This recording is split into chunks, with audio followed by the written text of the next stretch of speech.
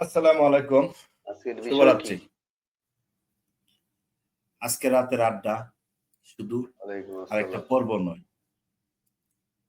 এটা এমন একটা আয়না যেখানে আমরা সবাই নিজেকে, নিজেদের মুখ দেখতে পাবো। সময় বদলেছে, কিন্তু মানুষ কি সত্যি বদলেছে? নাকি আমরা শুধু নিজেদের মুখোশ পাল্টে নিচ্ছি? পরিবারে, বন্ধুত্বে, রাজনীতিতে, এমনকি নিজের প্রতিচ্ছবিতেও। আমরা কখনো সত্যিকারের আমি হয়ে উঠতে পারিনি, হয়তোবা। আজ আমরা কথা বলবো সেই মানুষটার কথা, আমি যাকে আমরা আমি প্রতিদিন দেখি নিজের এটা আয়নায়, শেয়ার করে দিই। কিন্তু চিনে উঠতে পারি না। আপনার মনে হয় মানুষ আসলেই বদলায় নাকি শুধু মানিয়ে নেওয়ার চেষ্টা করে বা মানিয়ে নেয়? যেমন কর্মক্ষেত্রে চামচামি, রাজনীতিতে চরিত্র বদল, সম্পর্কের স্বার্থপরতা ইত্যাদি। তবু কিছু মানুষ আছে যারা নিজেদের সৎ রাখতে পারে। ওরাই আসলে সমাজের আলো, সমাজের দর্পণ।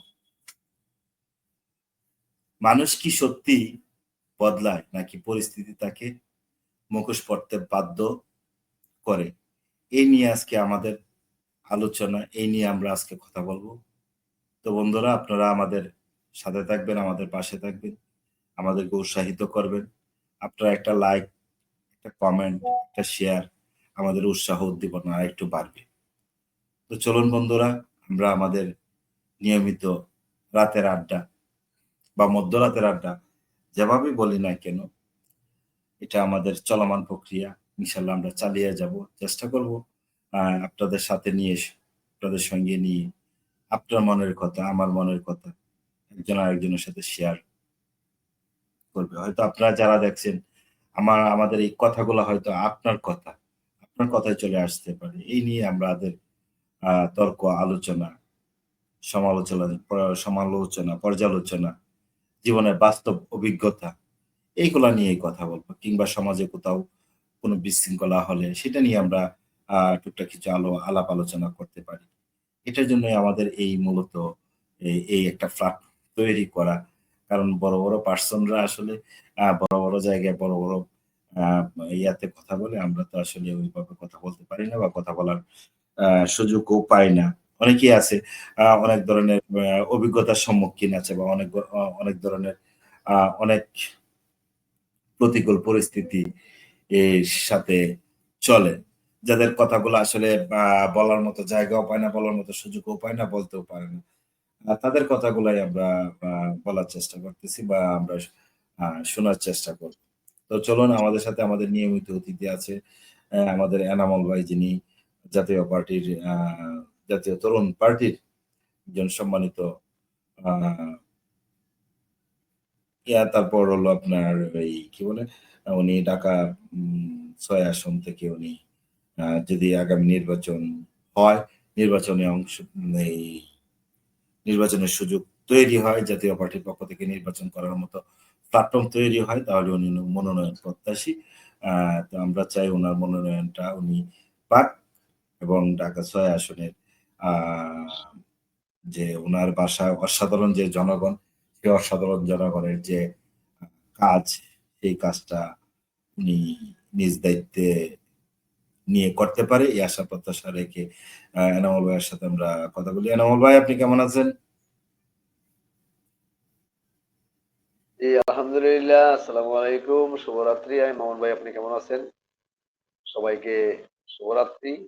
যারা এই অনুষ্ঠান দেখছেন এবং যুক্ত আছেন, শুনছেন, সবাইকে শুভরাত্রি। আসসালামু আলাইকুম ওয়া রাহমাতুল্লাহি ওয়া বারাকাতুহু। জি, মামুন ভাই, আপনি কেমন আছেন? জি, আলহামদুলিল্লাহ। ভাই, আজকে আমরা প্রেক্ষাপটটা একটু চেঞ্জ করছি। জি, প্রেক্ষাপটটা তৈরি করছি আপনার এটা কি বলে? যে আসলে মানুষ মুখোশ এবং মুখ এবং মুখোশ নিয়ে একটু আলাপ আলোচনা করব। মানুষ কি মুখোশ পরে থাকতে ভালোবাসে নাকি আসলেই মানুষের ওই এটাই চরিত্র? এই নিয়ে আমরা কথা বলব। মানুষ কি সত্যি বদলায় নাকি পরিস্থিতি তাকে মুখোশ পরতে বাধ্য করে?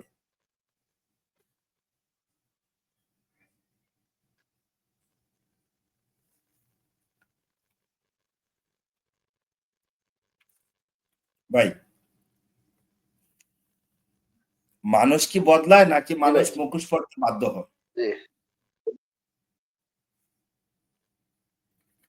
ধন্যবাদ মামুন ভাই। গুরুত্বপূর্ণ একটি বিষয়, সমসাময়িক এবং বর্তমান সমাজের একটি জটিল বিষয় নিয়ে আপনি প্রশ্ন উত্থাপন করেছেন, আলোচনার বিষয়বস্তু নির্ধারণ করেছেন, সেজন্য ধন্যবাদ। যদিও বিষয়টি অত্যন্ত জটিল, আমার এই ক্ষুদ্র জ্ঞানে কতটুকু বিশ্লেষণ বা আলোচনা করতে পারবো আমি জানি না, যতটুকু চেষ্টা করতেছি। আসলে মানুষ বর্তমান যে আমাদের সমাজ, শহীদ ভাই, আপনি আপনার মোবাইল থেকে একটা আমাদের শেয়ার দিয়ে ঢুকেন, বাংলাদেশের যে তাহলে আমার বর্তমান মনে হয় ভালো হবে। রাজনৈতিক মোবাইলে অস্থিরতা, শেয়ার অপশন আছে, শেয়ার অপশন থেকে শেয়ার দিয়ে ঢুকেন।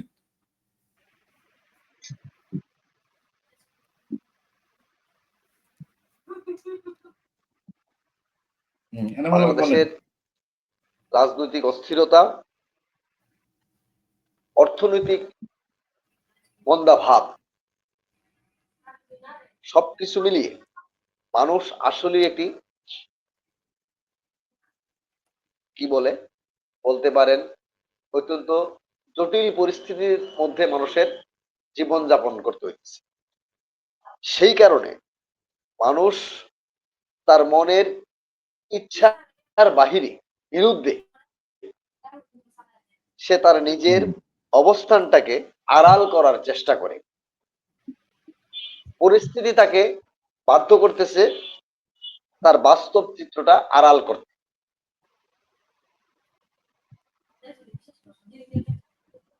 এটা আসলে মানুষের, আমাদের বাংলাদেশের রাজনীতির প্রেক্ষাপটে, সামাজিক বিশৃঙ্খল অবস্থার প্রেক্ষাপটে, অর্থনৈতিক অর্থনৈতিক মিসম্যানেজমেন্ট, বাংলাদেশের যেটা চলছে এটা হলো অর্থনৈতিক মিসম্যানেজমেন্ট, অব্যবস্থাপনা। এই সার্বিক পরিস্থিতির কারণে মানুষ তার জীবন জীবিকার তাগিদে, তার জীবিকা নির্বাহের ব্যয়, তার পারিবারিক পারিবারিক ব্যয় নির্বাহের কারণে মানুষ আসলেই চিন্তিত এবং জটিল পরিস্থিতি সামাল দিতে, তার মধ্যে আবার রাজনৈতিক পরিস্থিতি, সামাজিক পরিস্থিতি, আসলে একটি আতঙ্কগ্রস্ত অবস্থায় মানুষ দিনাতিপাত করতেছে। সেই কারণে মানুষ নিজেকে আসলে একটু আড়াল করার চেষ্টা করতেছে। সে নিজেকে সেফ সাইডে রাখার জন্য নিজেকে একটু আড়াল করে সে তার ঝামেলা এড়িয়ে চলার জন্য আসলে একটু কিছু না কিছু মুখোশ পরে সে ধারণ করতেছে। তার নিজেকে, নিজের অস্তিত্বটা বা অবস্থানটা, প্রকৃত অবস্থানটা সে, হ্যাঁ, প্রকৃত অবস্থানটা সে একটু গোপন করার বা আড়াল করার চেষ্টা করে চলতেছে। এখানে আবার মানুষের শ্রেণীভেদের কারণে এবং মানুষের সমাজের, আমাদের এই সমাজে আমরা বিভিন্ন স্তরের মানুষ সেখানে বিদ্যমান। এক শ্রেণীর মানুষ আমরা আছি যারা কোনো না কোনো পেশার সাথে জড়িত, কোনো না কোনো কাজের মধ্যে জড়িত। আরেক শ্রেণীর মানুষ আছে যারা রাজনীতিকে পুঁজি করে, রাজনীতিকে একটি ব্যবসা হিসেবে নিজের জীবনের সাথে উনি জড়িয়ে নিয়েছেন। এটা এক শ্রেণীর লোক আছে, রাজনীতিকে ওনারা ব্যবসা হিসেবে গ্রহণ করেছেন। আরেক শ্রেণীর লোক আছেন যারা উচ্চবিত্ত ব্যবসায়িক ধনিক শ্রেণী। আরেক শ্রেণীর লোক আছে ব্যবসায়ী ঠিক, কিন্তু বড় ব্যবসায়ী না, তার জীবন চলার পরিবারের ব্যয় নির্বাহের জন্য সে কোনো না কোনো কাজ ছোটখাটো ব্যবসার সাথে জড়িত। এরকম কয়েক ধরনের ভাগে কিন্তু এই সমাজের মানুষের অবস্থান বিভক্ত। সেই কারণে মানুষের অবস্থানটাও সমাজ ভেদে বা অবস্থান ভেদে এই সামাজিক যে সমাজের মধ্যে যে বিভিন্ন স্তরের মানুষ বসবাস করতেছে, এই বিভিন্ন স্তরের মানুষের আচার আচরণটা বা তার চলার, তার দৃষ্টিভঙ্গি, তার পরিস্থিতির কারণে ভিন্ন ভিন্ন ভাবে এটা প্রকাশ পাইতেছে। কিছু কিছু ঠিক। রাজনৈতিক কর্মী আছে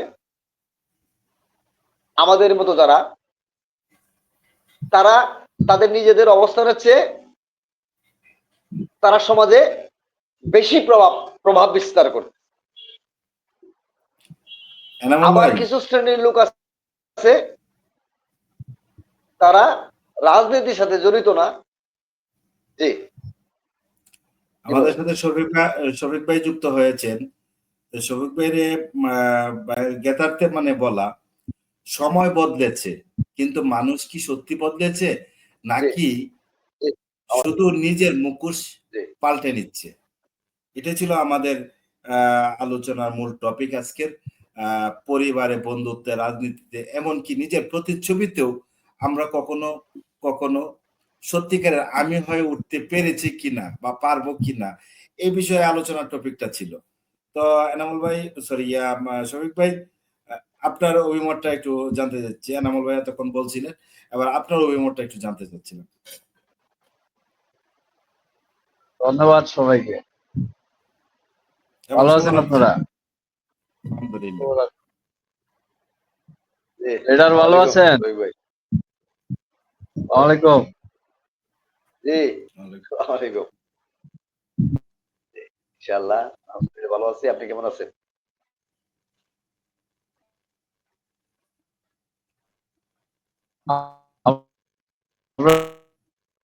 শুনতেছেন?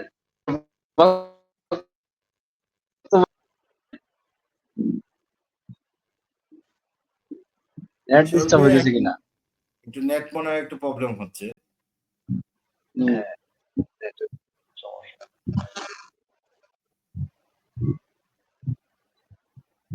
জি, শোনা যাচ্ছে? স্থানটা একটু হ্যাঁ শোনা যাচ্ছে। নড়াচড়া করে বসেন, দেখেন।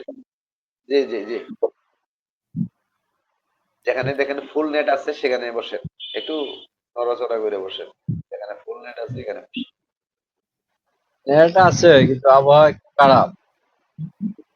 এলাকায় গ্রামে একটু আবহাওয়া খারাপ। আজকে শীত করতেছে। শীতের ভাব। হ্যাঁ, ঠান্ডা পড়তেছে। হ্যাঁ, ইয়ে শীতের বাতাসটা সময় তো একটু ঠান্ডা। আগত। আগে ফুল স্পিডে ফ্যান চলতো, এখন মানে কোন রকমে চললেও চলে, না চললেও নাই, এরকম আর কি। এনামুল ভাইয়ের কাছে কোনো জানতে চাই যে দু একদিন আহ, গতকালই তো মনে হয় প্রোগ্রাম ছিল আমাদের তরুণ পার্টি, বক্তব্য রাখলেন। বক্তব্যটা পুরোটা শুনতে পারি নাই। দেখছি হ্যাঁ, একটু বক্তব্য, আংশিক, না না, পুরোটা খুব শুনতে সুন্দর পারি। বক্তব্য দিচ্ছেন, আমি দেখছি বক্তব্যটা। 8 তারিখ, 8 তারিখে, হ্যাঁ, 8 তারিখ। পরশুদিন, হ্যাঁ। ওই যে মহানগর দক্ষিণের আসলে আমাদের দলের মেসেজ কি? আমাদের দলের মেসেজ কি? আমরা যারা কর্মীরা আছি জাতীয় মোটামুটি পার্টির, মোটামুটি প্রোগ্রাম ভালো হয়েছে। মহাসচিবও পরে ছিল। আমরা কোনো ক্লিয়ার মেসেজ পাইতেছি না। জি। ক্লিয়ার মেসেজটা হলো এই মুহূর্তের নেটওয়ার্কের ভালো মানে সমস্যা। নির্বাচন হবে হবে না, এরকম একটা দুনার চলে, সবাই মানে আছে। অ্যাকচুয়ালি নির্বাচন হচ্ছে কিনা, যদিও এখন বর্তমান প্রেক্ষাপটে নির্বাচনে যে দুই দল সবচেয়ে বেশি আগ্রহ প্রকাশ করছে, সেই দুই দল মোটামুটি, দুই দলের ভিতরে এক দলের আগ্রহ বেশি, আর এক দল তো আসলে নির্বাচনে না গিয়েও ক্ষমতার সর্বোচ্চ শিখরে আছে। সুতরাং তাদের নির্বাচন হলেই কি না হলেই কি, তাদের চাওয়াটা অনেকটা এরকম যে না নাচই পানি কি জানি বলে একটা কথা, ওইরকম অনেকটা। আমাদের দলের প্লেয়ার একটা মেসেজ দেওয়া উচিত। হ্যাঁ, আপনার লাইভ তো চলে ফেসবুকে, অনেক বড় নেতারাও দেখে, কি যেন মনে করে আমরা তো ছোট কর্মী, বললে অন্যভাবে নিতে পারে, কিন্তু আমাদের দলের ক্লিয়ার মেসেজটা দেওয়া উচিত সম্ভাব্য প্রার্থী যারা যার যার এলাকায় কাজ করার জন্য। এতে হইলো কি, নির্বাচন গেল সেটা কি গেল না গেল, এর আগে একদিন এর আগে একদিন আমাদের এক বক্তা এখানেই ছিল, সে বলছে যে জাতীয় পার্টি তো আসলে এরকম ভাবে নির্বাচনটাতে অংশগ্রহণ করে, যাচ্ছি না একদম ফাইনাল মানে লাস্ট মুহূর্তে আহ, এসে গিয়ে কোন রকমে যুক্ত হয়ে যায় আর কি, যেটা হলো জাতীয় পার্টির নেতাদের সমস্যা, কর্মীদের সমস্যা, জাতীয় পার্টির যে প্রার্থী হবে তারও সমস্যা হয়ে দাঁড়ায়, মানে ওইভাবে নির্বাচনে অংশগ্রহণ করাটা রাজনীতি এখন কৌশলের খেলা। পার্টির নজর নষ্ট হয়ে যায়। মামুন ভাই, রাজনীতি কৌশলের খেলা। তো আমাদের পার্টিতে বরাবরই দেখে আসতেছি, কৌশল করতে করতে লাস্ট পর্যন্ত এই কৌশল আর কাজে লাগে না। রাজনীতি হ্যাঁ, প্রতি সেকেন্ডে পরিবর্তন হয়, রাজনীতি প্রতি মিনিটে পরিবর্তন হয়। তো আপনি প্ল্যান করে বসে আছেন একদিকে, কিন্তু দেখা যাচ্ছে পরিস্থিতি ভিতর থেকে চেঞ্জ হয়ে গেছে, মোড় নিয়ে নিছে, তখন আপনি কি করবেন? হ্যাঁ, এটাই তো কৌশলের বুঝতে খেলা। চায় না কিন্তু আমি যেটা মনে করি, প্রত্যেকটা নেতা কর্মী এই একটা উদ্দেশ্য হওয়া উচিত, মানুষের ভালোবাসা আদায় করা। তো মানুষের ভালোবাসার উপরে আর বড় কৌশল আর হইতে পারে না। আপনার না। দেশের রাজনীতি যেদিকে যায়, মানুষ যদি আপনারে ভালোবাসে, ভোট দেয়, সমর্থন দেয়, তাহলে আপনার রাজনৈতিক কৌশলে আপনারে আটকায় রাখতে পারবে না। আর মানুষ যদি আপনার ভালো না বাসে, মানুষ যদি আপনার ভোট না দেয়, সমর্থন না দেয়, তাহলে আপনি হুম। রাজনৈতিক কৌশল দিয়ে করবেন। কৌশলের প্রয়োজন আছে, আবার মানুষের ভালোবাসা আদায় করার প্রয়োজন আছে। তো না আমাদের লাস্ট মুহূর্তে সম্ভব আসলে যারা নির্বাচন প্রার্থী, করবো না যারা আহ, প্রার্থী, প্রার্থীদেরকে নিজ নিজ এলাকায় যদি দায়িত্ব দেওয়া হয় যে তোমরা একটু মানুষের সাথে দেখা করো, চা খাও, কথা বলো, চার দোকানে আর রাজনীতি একটা আলাপ আলোচনা চলতে থাকুক। এরে, এখন আমি আমার এলাকার চিত্রটা বলতে পারি। এখন যদি আমাদের এলাকায় আমার আসনে এই ক্লিয়ার মেসেজ দিত যে হ্যাঁ ঠিক আছে, আমরা নির্বাচনে যাই বা না যাই, তো মানুষের হুম, হুম। দোরগোড়ায় যাইতে থাকো। এখানে আপনার এই অন্য যে দল নমিনেশন দিয়েছেন, এদের চেয়ে আমাদের এই অবস্থা ভালো তৈরি হইতো।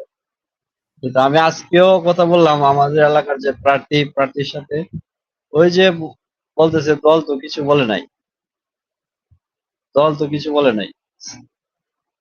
এতে করে আমাদের পার্টির সমস্যা হইতেছে। আমাদের পার্টি বেশিরভাগ সাধারণ মানুষ করে, পল্লী বন্ধু এরশাদরে ভালোবাসা এবং হুম, লাঙ্গলকে ভালোবাসা। এখন বেশিরভাগ সাধারণ মানুষ, সাধারণ মানুষ কতক্ষণ ঠিক থাকে? বিভিন্ন কারণে, গোষ্ঠীগত কারণে, বা গ্রামের কারণে, ইউনিয়নের কারণে, ভৌগোলিক কারণে বিভিন্ন সময় বিভিন্ন কিছু ম্যানেজ করে চলতে হয়। বিএনপির প্রার্থী, নামই বলি, বিএনপির প্রার্থী নমিনেশন পাইছে, মনে করতেছে এমপি হবে। আমাদের সাধারণ ভোটার, সাধারণ কর্মী, এরা তো দেখে যে সামনে কে ক্ষমতায় আসবে, তার দিকেই ধাবিত হয়।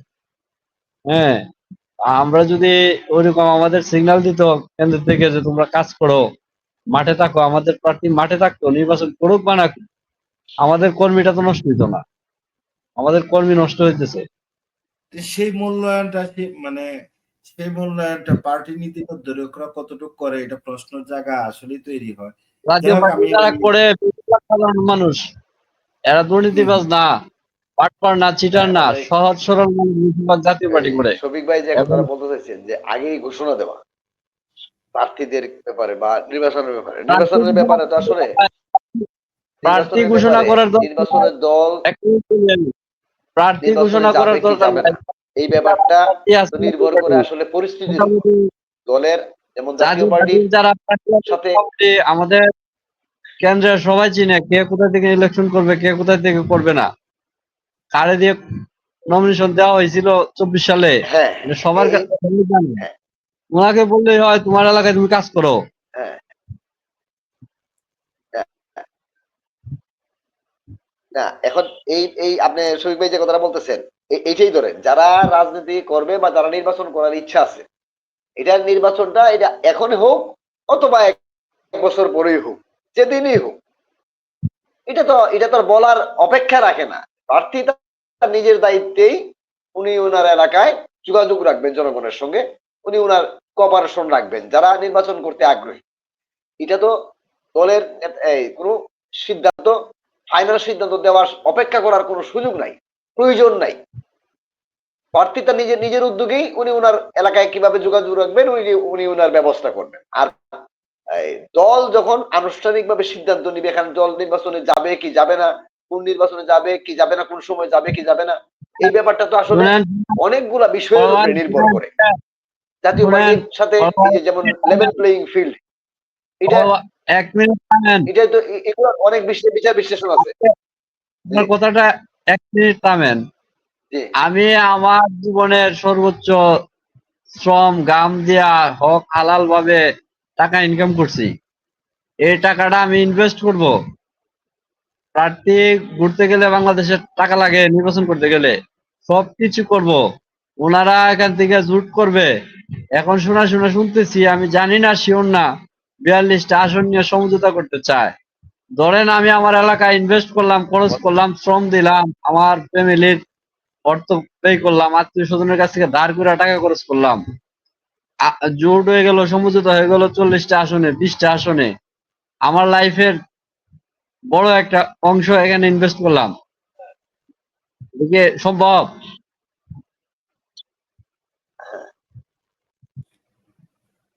না এখন ভাই এটা কিন্তু এই একটা শফিক ভাই যে কথাগুলা বলতেছেন যে এনামুল ভাই, আপনি এত রিস্ক নিয়ে আপনি ইনভেস্ট করবেন কেন? না আপনি এ- আপনি যদি জি, আমি এটার উত্তর আমি দিতেছি যে ইনভেস্ট স- হ্যাঁ বলেন। আমি ইনভেস্টে পড়ে যাই, কিন্তু এখন ঘটনা হলো 300 আসনে নির্বাচন হবে।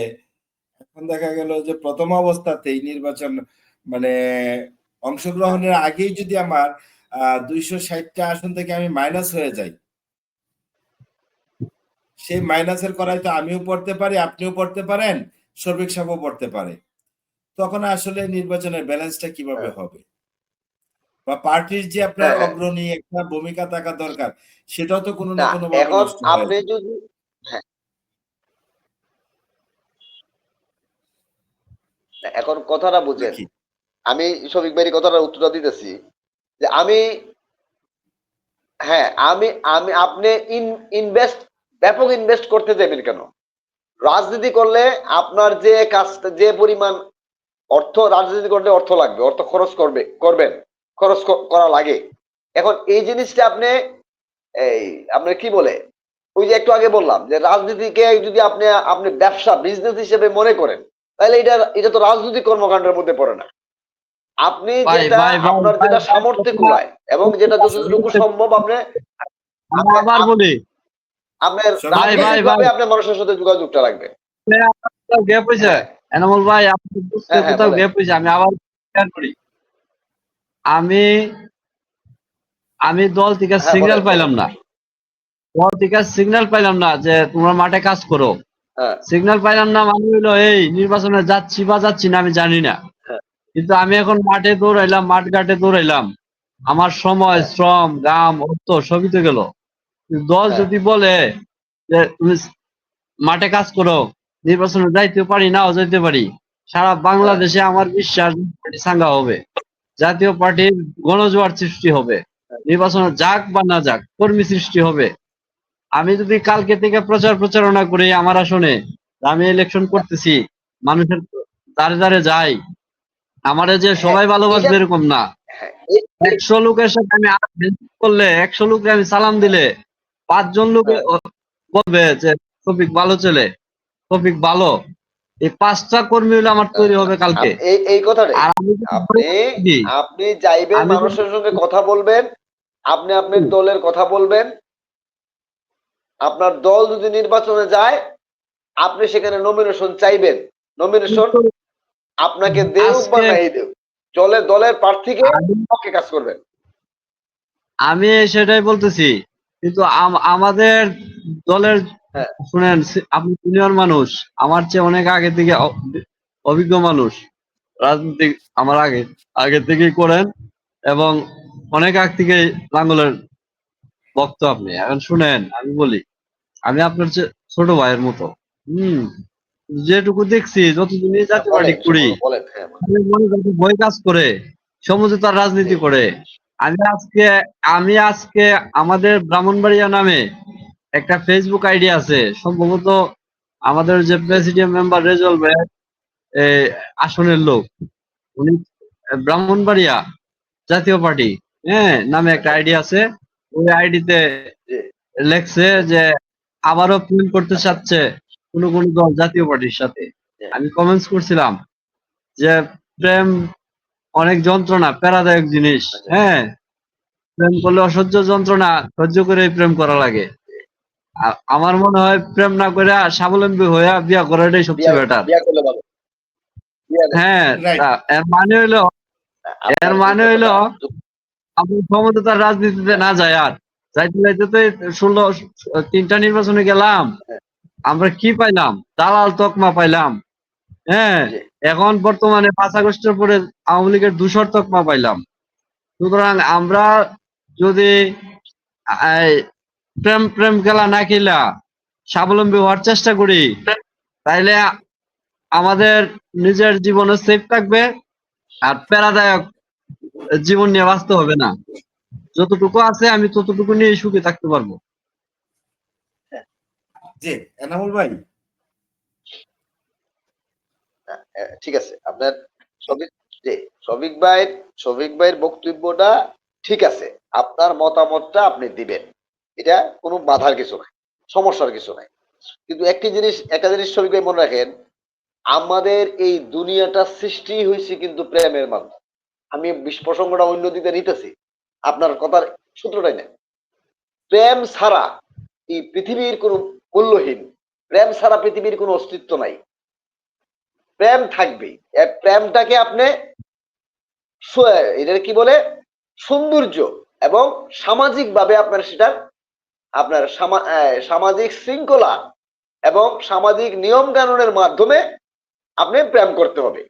প্রেমটা কিন্তু মা ছেলের মধ্যে প্রেম আছে, ভাই ভাইয়ের মধ্যে প্রেম আছে, ভাই বোনের সাথে প্রেম আছে, বন্ধুর সাথে প্রেম আছে, সমাজের অন্যান্য আশেপাশের বাসা বাড়ির সাথে পার্শ্ববর্তী মানুষের সাথে প্রেম আছে। প্রেম ছাড়া কিন্তু আমাদের এই সমাজ নাই। যেখানে প্রেম নাই সেখানে কোনো সমাজ নাই। আমাদের বাংলাদেশে বর্তমানে ভাই আসলে আপনি প্রেমটা তো একটা সুন্দর কথা বলছেন, আমাদের ভাই বাংলাদেশে কিন্তু প্রেমটা তো প্রেমের হতে হবে অভাব, সমানে সমানে। মানুষের সাথে মানুষের প্রেমের অভাব। এই কারণেই কিন্তু আমাদের সমাজ একটু বিশৃঙ্খল পরিস্থিতি সৃষ্টি হয়েছে। এনামুল ভাই, এটা আচ্ছা আমি হ্যাঁ প্রেমের না আমি যাইতেছি। প্রেম প্রেমের প্রেম ক্ষেত্রে যদি কোনো একতরফা প্রেম ছাড় কোনো দিয়ে চলে জাত এই কুল মান এগুলা এগুলা কিছুই মানে না। ভাই, আমি বলতেছিলাম আপনি যে প্রেম করবেন, প্রেমের ক্ষেত্রে তো উভয়েরই সমান ভূমিকা থাকা উচিত এবং না আহ, প্রেম হইতে পারে, আপনি আপনি অনেক একতরফা প্রেম হইতে পারে। জি একতরফা প্রেমের তো কোনো মূল্য নাই, শেষ পর্যন্ত দেখি এটা অদৃশ্য, মানে এই আপনার এটার সফলতার থেকে ব্যর্থতার গ্লানি বেশি টানতে হয় একতরফা প্রেমের ক্ষেত্রে। তো আপনার শফিক ভাই যেরকম বলছিলেন, আপনার ইনভেস্ট, আপনিও কথাটা আনছেন। ধরেন আপনার জনগণের পাশে কাজ করতে গেলে আপনার কোনো না কোনো ভাবেই আপনার বা 5 জন লোক নিয়ে আপনি বসবেন, 5টা চা অন্তত পক্ষে খেতে হবে, 5টা চার খরচ আপনার রেগুলার আছে। তো এই ইনভেস্টটা রেগুলারই একজন প্রার্থীর করে যেতে হয়, সেটা আপনার নির্বাচন করুক বা না করুক, এটা একটা বিষয়। জনগণের পাশে থাকতে হলে, জনগণের পক্ষ হয়ে কথা বলতে হলে জনগণের পাশে থাকতে হবে, এর বিকল্প কোনো কিছু নাই। বাট আর আপনি যেটা বলতেছেন যে প্রেম আপনার বিগত দিনেও আমার জন্য বৈরী আবহাওয়া বয়ে আনছে, এই প্রেম আমি কেন করতে যাব? আচ্ছা আমি যে আসতেছি, প্রেম আমার আমি এই জন্য কথাটাতে বৈরী আসতেছি, আবহাওয়া বৈরী পরিস্থিতি আমি এই তৈরি কথাটাতে আসতেছি। করেছে, এই যেমন আপনার স্বৈরাচার থেকে হয়ে গেলাম দূষর, তাহলে আমি সেই প্রেমের সাথে কেন আমি আমি আঘাত করতে যাব? আমি এটা উত্তরে আসতেছি, জি। আমি আমি না আমি এটা এই উত্তরে আসতেছি। যেমন এই যে কথাটা বললেন, আমি প্রেমের মধ্যে এখনো থাকতেছি। শফিক ভাই সুন্দর একটা পয়েন্ট সামনে আনছেন। শফিক ভাই একটা পয়েন্ট সুন্দরভাবে সামনে আনছেন। আমরা আমরা যে দল করতেছি, আমরা যে দল করতেছি, দল গঠন করছি, মানুষের মানুষের কাছে যে এই যে প্রার্থী হবেন, আপনি আপনি যে প্রার্থী হইতেছেন, এটা কিসের জন্য? কারণটা কি? এই আপনার জনগণের সাথে, জনগণের প্রতি আপনার প্রেম আছে, আছে বলেই কিন্তু আপনি এখানে প্রার্থী হইতে চান। আপনার যদি কোনো ধরনের জনপ্রধানের প্রতি প্রেম না থাকে, দুর্বলতা না থাকে, তাহলে আপনি আপনি আপনি কেন প্রার্থী হবেন? এখানে প্রেমের প্রত্যেকটা জায়গাতেই প্রেমের একটা সম্পর্ক আছে। এখন প্রশ্ন হইল, হ্যাঁ, আমরা কি বলে যে এই জুট করবো কিনা বা কার সঙ্গে কিভাবে কি করবো কিনা। দেখেন যে আপনি যে কথাটা অতীতের কথাটা টানছেন, অতীতের কথাটা টানছেন, যে দেখেন রাজনীতিতে আপনি যেমন প্রেমের প্রেমের সম্পর্কের মধ্যে যেমন টানাপোড়েন থাকে, ভাটা পড়ে, বিচ্ছেদ ঘটে, ঠিক তেমনি রাজনীতিতেও আপনি আওয়ামী লীগের সঙ্গে আমাদের জুট হয়েছে, আবার এখানে সম্পর্ক খারাপ হয়েছে, 14 সালেও খারাপ হয়েছে, 2024 সালেও খারাপ হয়েছে। এখানে ফোর্স করছে, প্রেমের মধ্যেও কিন্তু একটা কোনো কোনো সময় ফোর্স কইরা শারীরিক সম্পর্ক ঘটে। আবার কি বলে দুজনের আবেগের মধ্যে প্রেমের সম্পর্কটা যখন চরম আবেগ যখন ঘনীভূত হয়ে যায়, তখনও আবার এখানে কিন্তু একটা অঘটন ঘটে। আবার কোনো কোনো সময় প্রেমের সম্পর্কের মাধ্যমে একজন একজনের প্রতি ফোর্সও করে, দুটি ঘটনাই ঘটে। ঠিক তেমনি যেমন দেখেন আজকে আমাদের সাথে যেরকম আওয়ামী লীগের সাথে জুট ছিল, আবার সম্পর্ক খারাপ হয়েছে, হয়তো মানুষ এটা মানতেছে না। যেমন দেখেন আপনি বিএনপি আর জামাতের জুট হয় নাই, সরকার গঠন করে নাই, এখন আবার কিন্তু সম্পর্ক খুব একটা ভালো যাইতেছে না। তাহলে আলটিমেটলি এখন কিন্তু জামাত আর বিএনপি মুখোমুখি অবস্থান, কে সরকারে যাবে? জামাত যাবে সরকারে নাকি বিএনপি সরকারে যাবে? অথচ কিছুদিন আগে 24 সাল পর্যন্ত সম্পর্ক ছিল।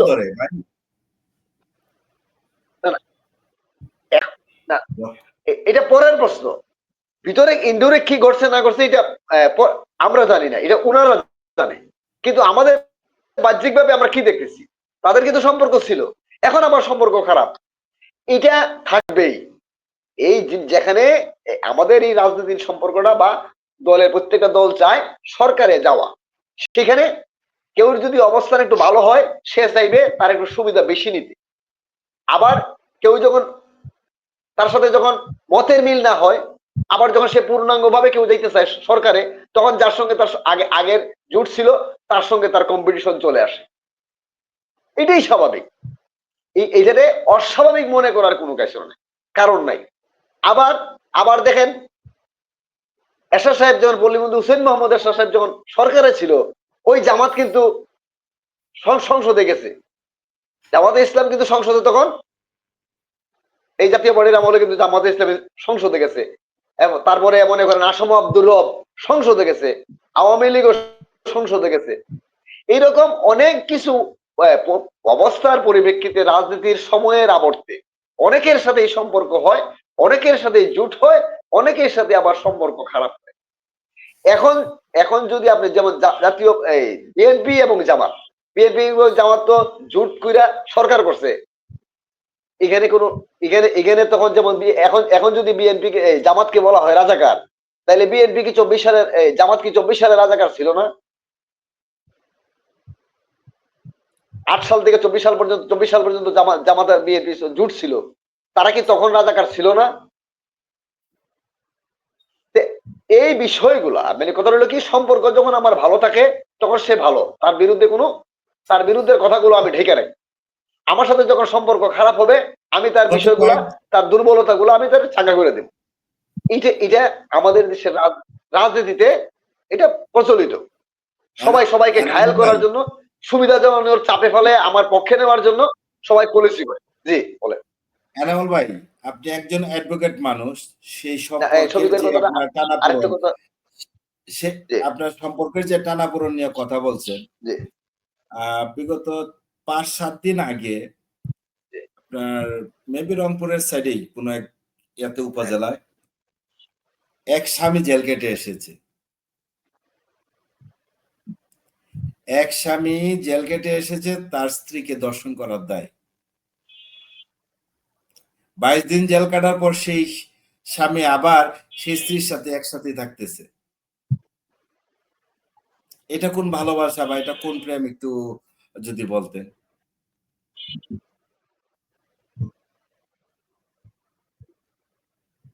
আমরা কি এই প্রেমে যেতে চাই?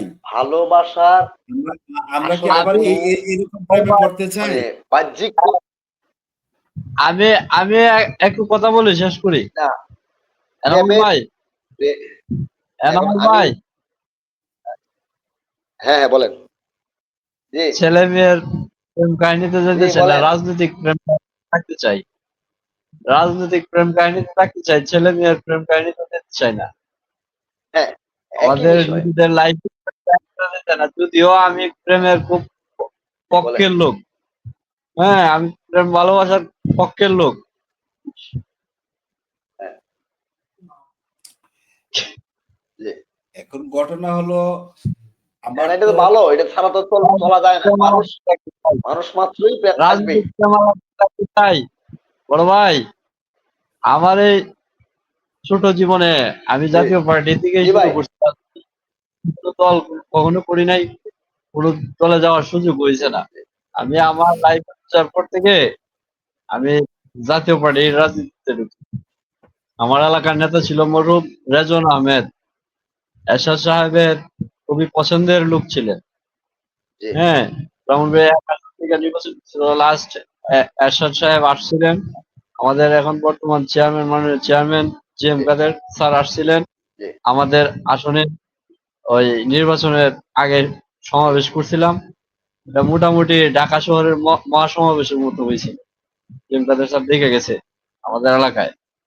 তো আমাদের 13টা ইউনিয়ন নিয়ে তো আমাদের এই শ্রীনগর উপজেলা 13টা ইউনিয়নে প্রায় 2.5 লক্ষের উপরে ভোটার আছে আমাদের আসলে। এখানে মোটামুটি অর্ধেক মানুষ ছিল এরশাদের ভাইকে দেখার জন্য, হলিউডে এরশাদের ভাইকে দেখার জন্য। হ্যাঁ, লাঙ্গল প্রেমী অনেক লোক আছে, সবাই কষ্ট পায় মনে, যে আমাদেরকে যখন দালাল গোয়া গালি দেয় আমরা কষ্ট পাই। হ্যাঁ, ফেমাস আহত হই, যে আমরা তো জাতীয় পার্টি করে 1 টাকার চকলেট কোন নেতার কাছ থেকে হ্যাঁ খাই না। এই যে ঢাকায় সেদিন সমাবেশে গেলাম, আমি ব্রাহ্মণবাড়ি থেকে যাওয়া আসা করতে আমার সাথে 3টা লোক ছিল, যাওয়া আসা করতে আমার 5,000 টাকা খরচ হয়েছে। কিন্তু আমি কোনো নেতার কাছে বলি না যে আমার 10টা টাকা দেন। হ্যাঁ, আমরা 3জন লোক গেছিলাম, এবং যখন জি সাউন্ড গ্রেনেড মারে আমার 3টা চেয়ার জি জি। পিছনে কিন্তু সাউন্ড গ্রেনেড পড়ছে। হ্যাঁ, হইতে পারতাম, হ্যাঁ আহত হ্যাঁ। হইতে পারতাম, তারপরে অ্যারেস্ট হইতে পারতাম। কোনো নেতার কাছ থেকে হ্যাঁ হ্যাঁ কিন্তু হ্যাঁ। 1 কাপ চা খাইনি, ঢাকা হ্যাঁ, গেছি। এই যে কেন গেছি, দল ভালোবাসি, লাঙ্গল রে ভালোবাসি, পল্লী বাহ, বন্ধু এরশাদ রে ভালোবাসি, জি এম জি। কাদের স্যার রে ভালোবাসি, তাহলে প্রেম, ভালোবাসার টানে গেছি। আমার প্রেম আছে এটা হলো বুঝছেন। রাজনৈতিক প্রেম, এটা হলো রাজনৈতিক প্রেম। হ্যাঁ শুনেন, হ্যাঁ রাজনৈতিক প্রেম। আর আমি হ্যাঁ আমার হ্যাঁ। কলেজের লাইফে আমি তো একটা মেয়ের সাথে প্রেম করলাম, এটা হলো জি আরেক প্রেম।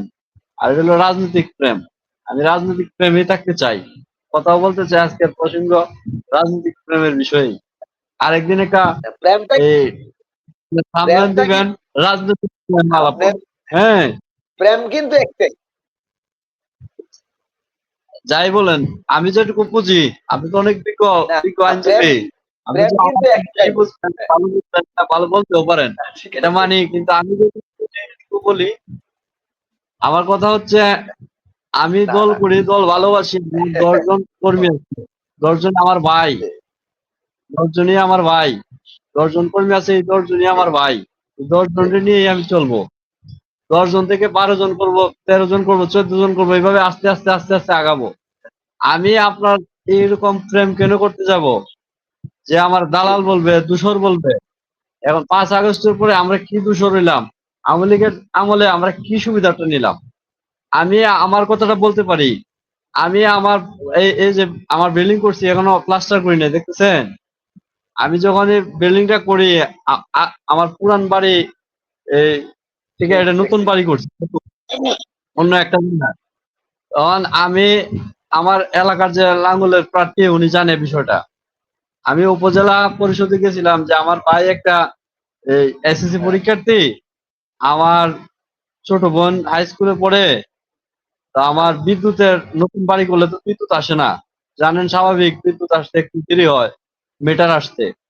তো একটা খুঁটিও লাগতো। ওই কারণে আমি উপজেলা পরিষদে গেছিলাম যে আমার ওই বাইশানের কাছে যে আমার একটা সূর্য বিদ্যুৎ দেন। আমার নামটা লেখছে, খুব খুশি মনে যে হ্যাঁ ঠিক আছে ভাই, আপনারে দিয়ে দেবো, 1 সপ্তাহের ভিতরে এটা যাবে। যখন শুনছে আমি জাতীয় পার্টি করি, আমার এটা দেয় নাই, ক্যান্সেল করে দেওয়া হয়েছিল।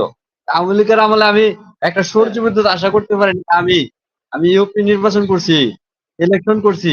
নাসিরনগর উপজেলায় আওয়ামী লীগ, বিএনপি, জাতীয় পার্টি এমন কোন নেতা আছে যে আমার হ্যাঁ, চিনে না, আমি চিনি না, আমার সাথে সম্পর্ক নাই, যে কথা হয় না, এমন কোন নেতা নাই তো।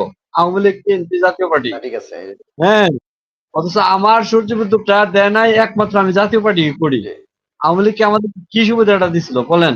এটা তো আমার নাগরিক অধিকার, এটা তো আমার দলের অধিকার না। আমি কারো কাছ থেকে কোনো কিছু না, এটা আমার নাগরিক। আমি একজন বাংলাদেশের নাগরিক। আমার উপজেলা পরিষদে গেছি, আমি একটা সূর্য বিদ্যুৎ চাইছি, এটা আমার নাগরিক অধিকার। কিন্তু নাগরিক অধিকার। জাতীয় পার্টি করার কারণে ওই যে এনামল ভাই, শুনতেছেন? এখন আমার সাথে আমার সম্পর্ক হবে, জি, দুই পক্ষ জি, জি, সম্পর্ক শুনতেছি। লাগবে। এক পক্ষ সম্পর্ক যদি থাকে, শুধু ওই যে আপনি ওই যে একটা মেয়েরে ভালোবাসে, অনেক ছেলেরা পথভ্রষ্ট হয় না? হ্যাঁ, ওই আমাদের অবস্থাটা তাই। এক পক্ষে ভালোবাসলে ওই বিরহ যন্ত্রণা নিয়ে ওই হ্যাঁ, যে অনেক কিছু কাটায়, হ্যাঁ, ওইরকম হয়ে যায়। তাহলে আমাদের সম্পর্কটাই আওয়ামী লীগের আমলে এরকম ছিল। এক পক্ষে প্রেম করতেন তো যন্ত্রণা নিয়ে বাঁচতে হয়েছে এই এখন 15টা বছর। হ্যাঁ, কিছু লোক হয়তো সুবিধা আচ্ছা আমি পাইছে, এটা আপনার শেষ হইলে কিছু পরে লোক আমি এটার উত্তর দিতে আছি। কিছু লোক আখের গুছাইছে, শেষ হইলে বললেন, কিছু আমি লোক উত্তর দিতে আছি। কিছু লোক হয়তো পাইছে। জাতীয় পার্টি করে 2.5 কোটি কর্মী, 2.5 কোটি সমর্থক, হয়তো 10,000 লোক সুবিধা পাইছে। আর বাকি লোকগুলা কি হয়েছে, তারা বাংলাদেশে। জি, এনামুল ভাই, যদিও আমাদের আজকে প্রেক্ষাপটটা ছিল অন্য বিষয়, তো আপনাদের এই যে শফিক ভাই আইসা একটু জাতীয় পার্টির রাজনৈতিক বা ঘরোয়া বিষয় নিয়ে একটু কথা বলতে বলতে একটা ইয়াতে, এনামুল ভাই, আমাদের শফিক সাহেব বলছিলেন যে আপনার আসলে যে প্রেম ক্ষণস্থায়ী, সেই প্রেম আমরা কেন করতে যাব? আচ্ছা ঠিক আছে, আমি এখন শফিক ভাইয়ের সেকেন্ড যে অপশনটা, যে বিবাহ করাটাই তো ভালো না, আমি শফিক ভাইয়ের ওই কথাটার সাথে মিলে আমি রাজনীতির কথাটার উত্তর দিতেছি। জি, আচ্ছা, আমাদের দেশে তো বিবাহ হইতেছে, বিবাহ হওয়ার পরে ছেলে সন্তান হইতেছে, ছেলে মেয়ে সন্তান হইতেছে, তারপরে ডিভোর্স হয় কিনা এরকম ঘটনা আপনার চোখে পড়ছে, শুনছেন জীবনে কোনোদিন হ্যাঁ পড়ছে। বা দেখছেন? হয় না? হয়। আচ্ছা, তাইলে বলেন। বিবাহ যখন করছে তখন তখন কি তারা তারা জানতো যে ডিভোর্স হয়ে যাবে সন্তান হওয়ার পরে? যখন বিবাহটা হয়, সেই সন্ধিহান, পারিবারিক ভাবেই যখন সেই বিবাহ হয়, সেই তখন কি কেউ সন্ধিহান, জানতো যে এটা 5 বছর পরে ডিভোর্স হইতে পারে, ডিভোর্স সেই হয়ে যাবে? সন্ধিহান থেকেই তো আমাদের একটা কাবিননামা ধার্য বিবাহ করা হয়। পারিবারিক, তাইলে দাদা কথা ঠিক আছে, আমি কথা হচ্ছে কোনটা, যে বিবাহ পারিবারিক ভাবে দুই পক্ষে বিবাহ হইলো, দেখা শুনে 2-4 বছর দেখার পরে সবকিছু মিলে উভয় পরিবারের মিলে সুন্দর করে গণ্যমান্য অভিজ্ঞ জ্ঞানী গুণী জনকে নিয়ে তারপরে যখন বিবাহটা হয়, তারপরে সন্তানও হয়, 4-5 বছর, 10 বছর, 12 বছর গেলে পরেও দেখা যায় অনেক সময় ডিভোর্স হয়ে যায়।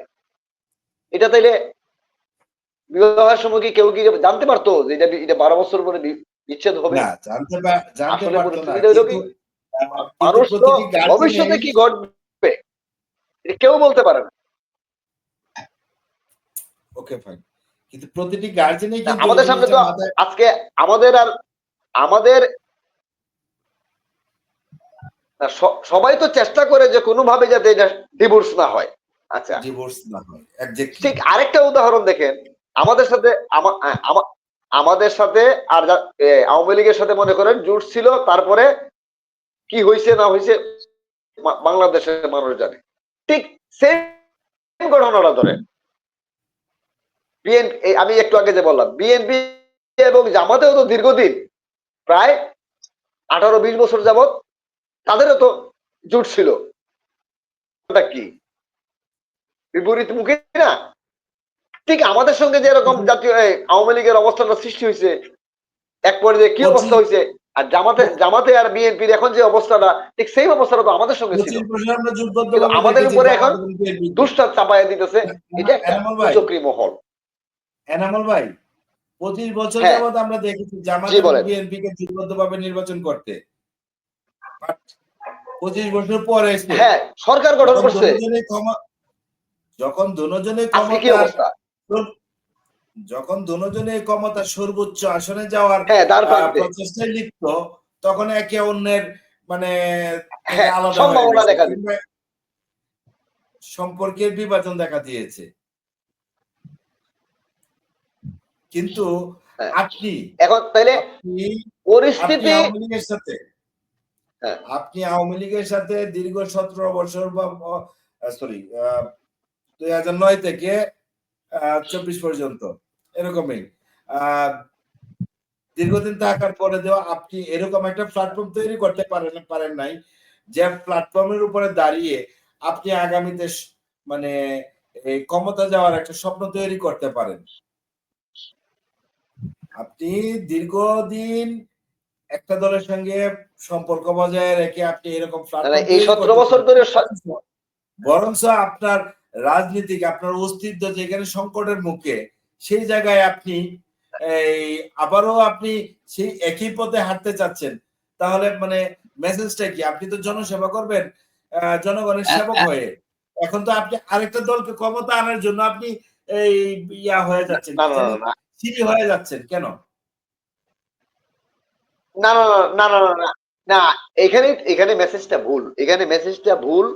এখানে আমাদের জিএম কাদের স্যার যে কথাটা বোঝানোর চেষ্টা করতেছেন যে যে অতীতের সরকারগুলা, অতীতের যে সরকার, এই অতীতের যে আওয়ামী লীগের সরকার 17 বছর যে অন্যায় অবিচার যে ভুলগুলা করছে, আমরা এখন যে আন্দোলন সংগ্রামের মাধ্যমে যে সফলতা অর্জন হয়েছে, আমাদের সেই ভুলটা করা ঠিক হইতেছে কিনা, আমাদের জিএম কাদের স্যার, চেয়ারম্যান স্যার সেই কথাটাই বোঝানোর চেষ্টা করতেছেন যে তারা যে ভুলটা করছে, আমরা তাদেরকে যে কারণে কি বলে দূষর বলতেছি, তাই সরি তাদেরকে আমরা ফ্যাসিস্ট বলতেছি, তাদেরকে আমরা যে কারণে ফ্যাসিস্ট বলা হইতেছে, তাদেরকে আমরা যে কারণে আন্দোলন সংগ্রামের মাধ্যমে ছাত্র জনতা তাদেরকে উচ্ছেদ করা হয়েছে, বিতাড়িত করছে তাদেরকে দেশ থেকে।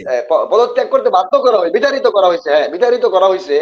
ঠিক সেম সেম কর্মটাই যদি আমরা করি, আমরা কেন করব? তাইলে এখন যারা করতেছেন তারা যদি করেন, তাইলে তাদের সঙ্গে এখনের ডিফারেন্সটা কি? আমরা যেই কারণে তাদেরকে ফ্যাসিস্ট বলতেছি, এখনের কর্মকাণ্ড গুলো যদি সেম হয়, তাহলে তো ওই ফ্যাসিস্ট আর বর্তমানের ফ্যাসিস্টের কোনো ডিফারেন্স নাই, দুটোই ফ্যাসিস্ট। আমাদের চেয়ারম্যান স্যার সেই কথাটা বোঝানোর চেষ্টা করতেছেন যে যেহেতু আমরা ছাত্র জনতার আন্দোলন সংগ্রাম এবং জাতীয় পার্টি এখানে রাজনৈতিক ভাবে দলীয় ভাবে সেখানে সরাসরি অংশগ্রহণ করছে, জাতীয় পার্টির রংপুরে জাতীয় পার্টির 2 জন নেতা কর্মী সেখানে শহীদ হয়েছে। চেয়ারম্যান স্যার সংসদে দাঁড়িয়ে এই বৈষম্য বিরোধী আন্দোলনের পক্ষে কথা বলছেন, ছাত্ররা পক্ষে কথা বলছেন। এনামুল ভাই, আমি একটু কথা বলি শুনেন। এখনো আমাদের সঙ্গে সেই বৈষম্য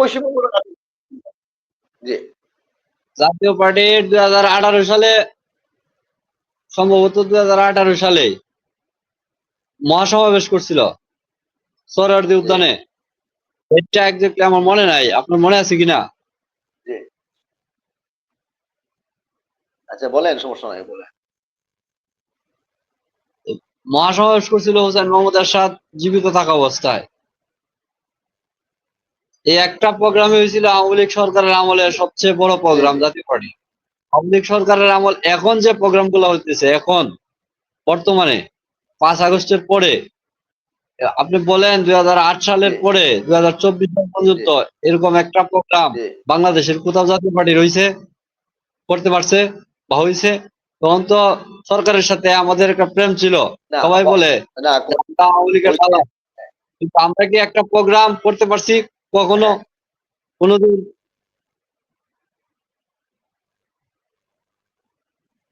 এই এই কথাটাই তো মানুষকে এখন বোঝানোর দরকার। আপনার আমার কাজটা কি? আমাদের সঙ্গে যে আচরণগুলো তারা করছে, আমাদের দলগুলোকে ভাঙছে, আমরা তাদেরকে প্রেম এখন দিছি, এখন রাজনৈতিক বিনিময়ে তারা কৌশলে আমাদের উপর আরেকটা কথা অন্যায় বলি, অবিচার করছে। এই আরেকটা বিষয়গুলোই তো কথা এখন বলি, মানুষের সঙ্গে এখন বোঝানোর দরকার। এখন হ্যাঁ, জি, রাজনৈতিক কৌশলে, রাজনৈতিক কারণে, এখন রাজনৈতিক কৌশলে, রাজনৈতিক কারণে বাংলাদেশের জি, বৃহত্তর দল হইল 4টা: আওয়ামী লীগ, হ্যাঁ, বিএনপি, জাতীয় পার্টি, জামাত। আওয়ামী লীগ, বিএনপি, জাতীয় পার্টি, জামাত বাংলাদেশের 4টা বৃহত্তর বৃহত্তম দল। রাজনৈতিক দল। না, এই না, এই 4টা না, 4টা বৃহৎ বড় দল। রাজনৈতিক দল 3টাই। এখনো বৃহৎ রাজনৈতিক, তাই আমি না, ধরে বৃহৎ নিলাম, রাজনৈতিক দল 3টাই।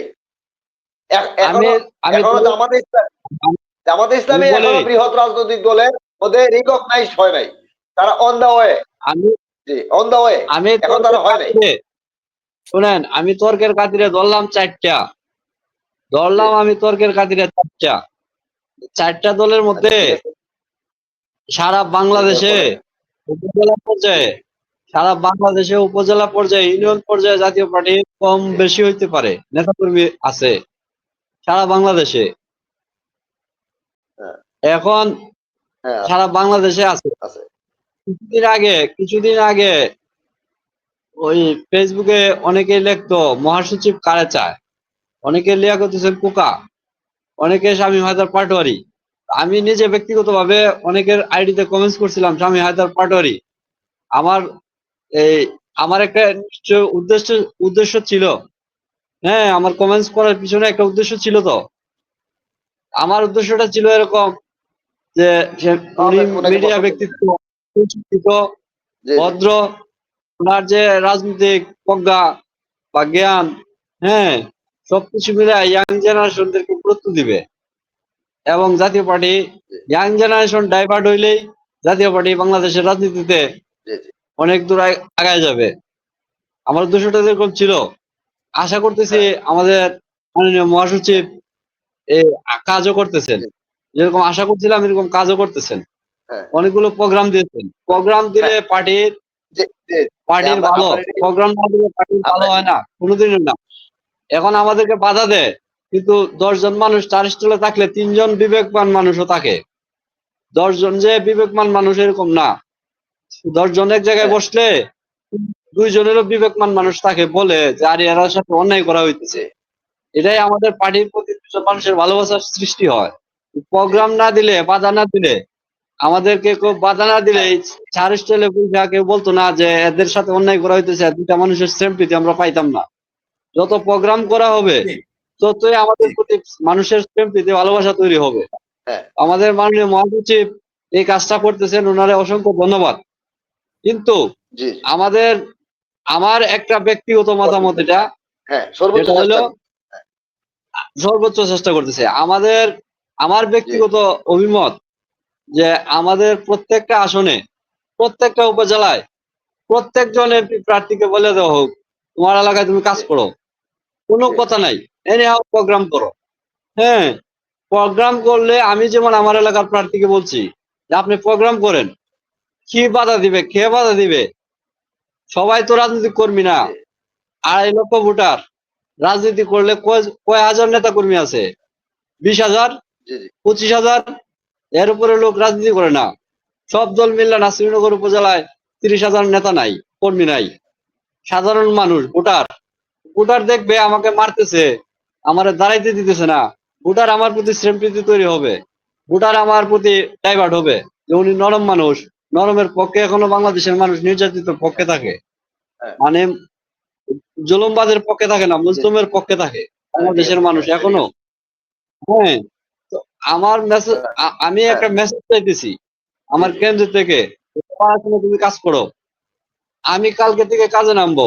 জি, আমি জি, এরকমটা জানতে চাইতেছি আর কি। হ্যাঁ।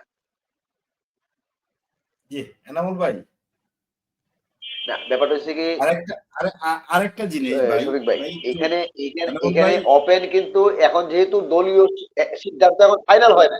এখন একটা মিনিট, আমি উত্তর, শফিক ভাই উত্তরটা আমি দিয়ে দিই। আপনি আমার যদি, আমি আমি আপনি যদি আরেকটু বলি, আপনার শুনেন, জনগণের আমি প্রতিনিধি আরেকটু বলি, যে আপনি পর্যায়েরই, বলেন নাই, আপনি যে আপনার নি- আপনার মনে ইচ্ছা। শুনেন, আমি আরেকটু বলি, বর্তমান যারা সরকারে আছে, আমি যদি সরকারে থাকি তাহলে আমার মাথা মাথা আছে, আমার ব্যথাও আছে।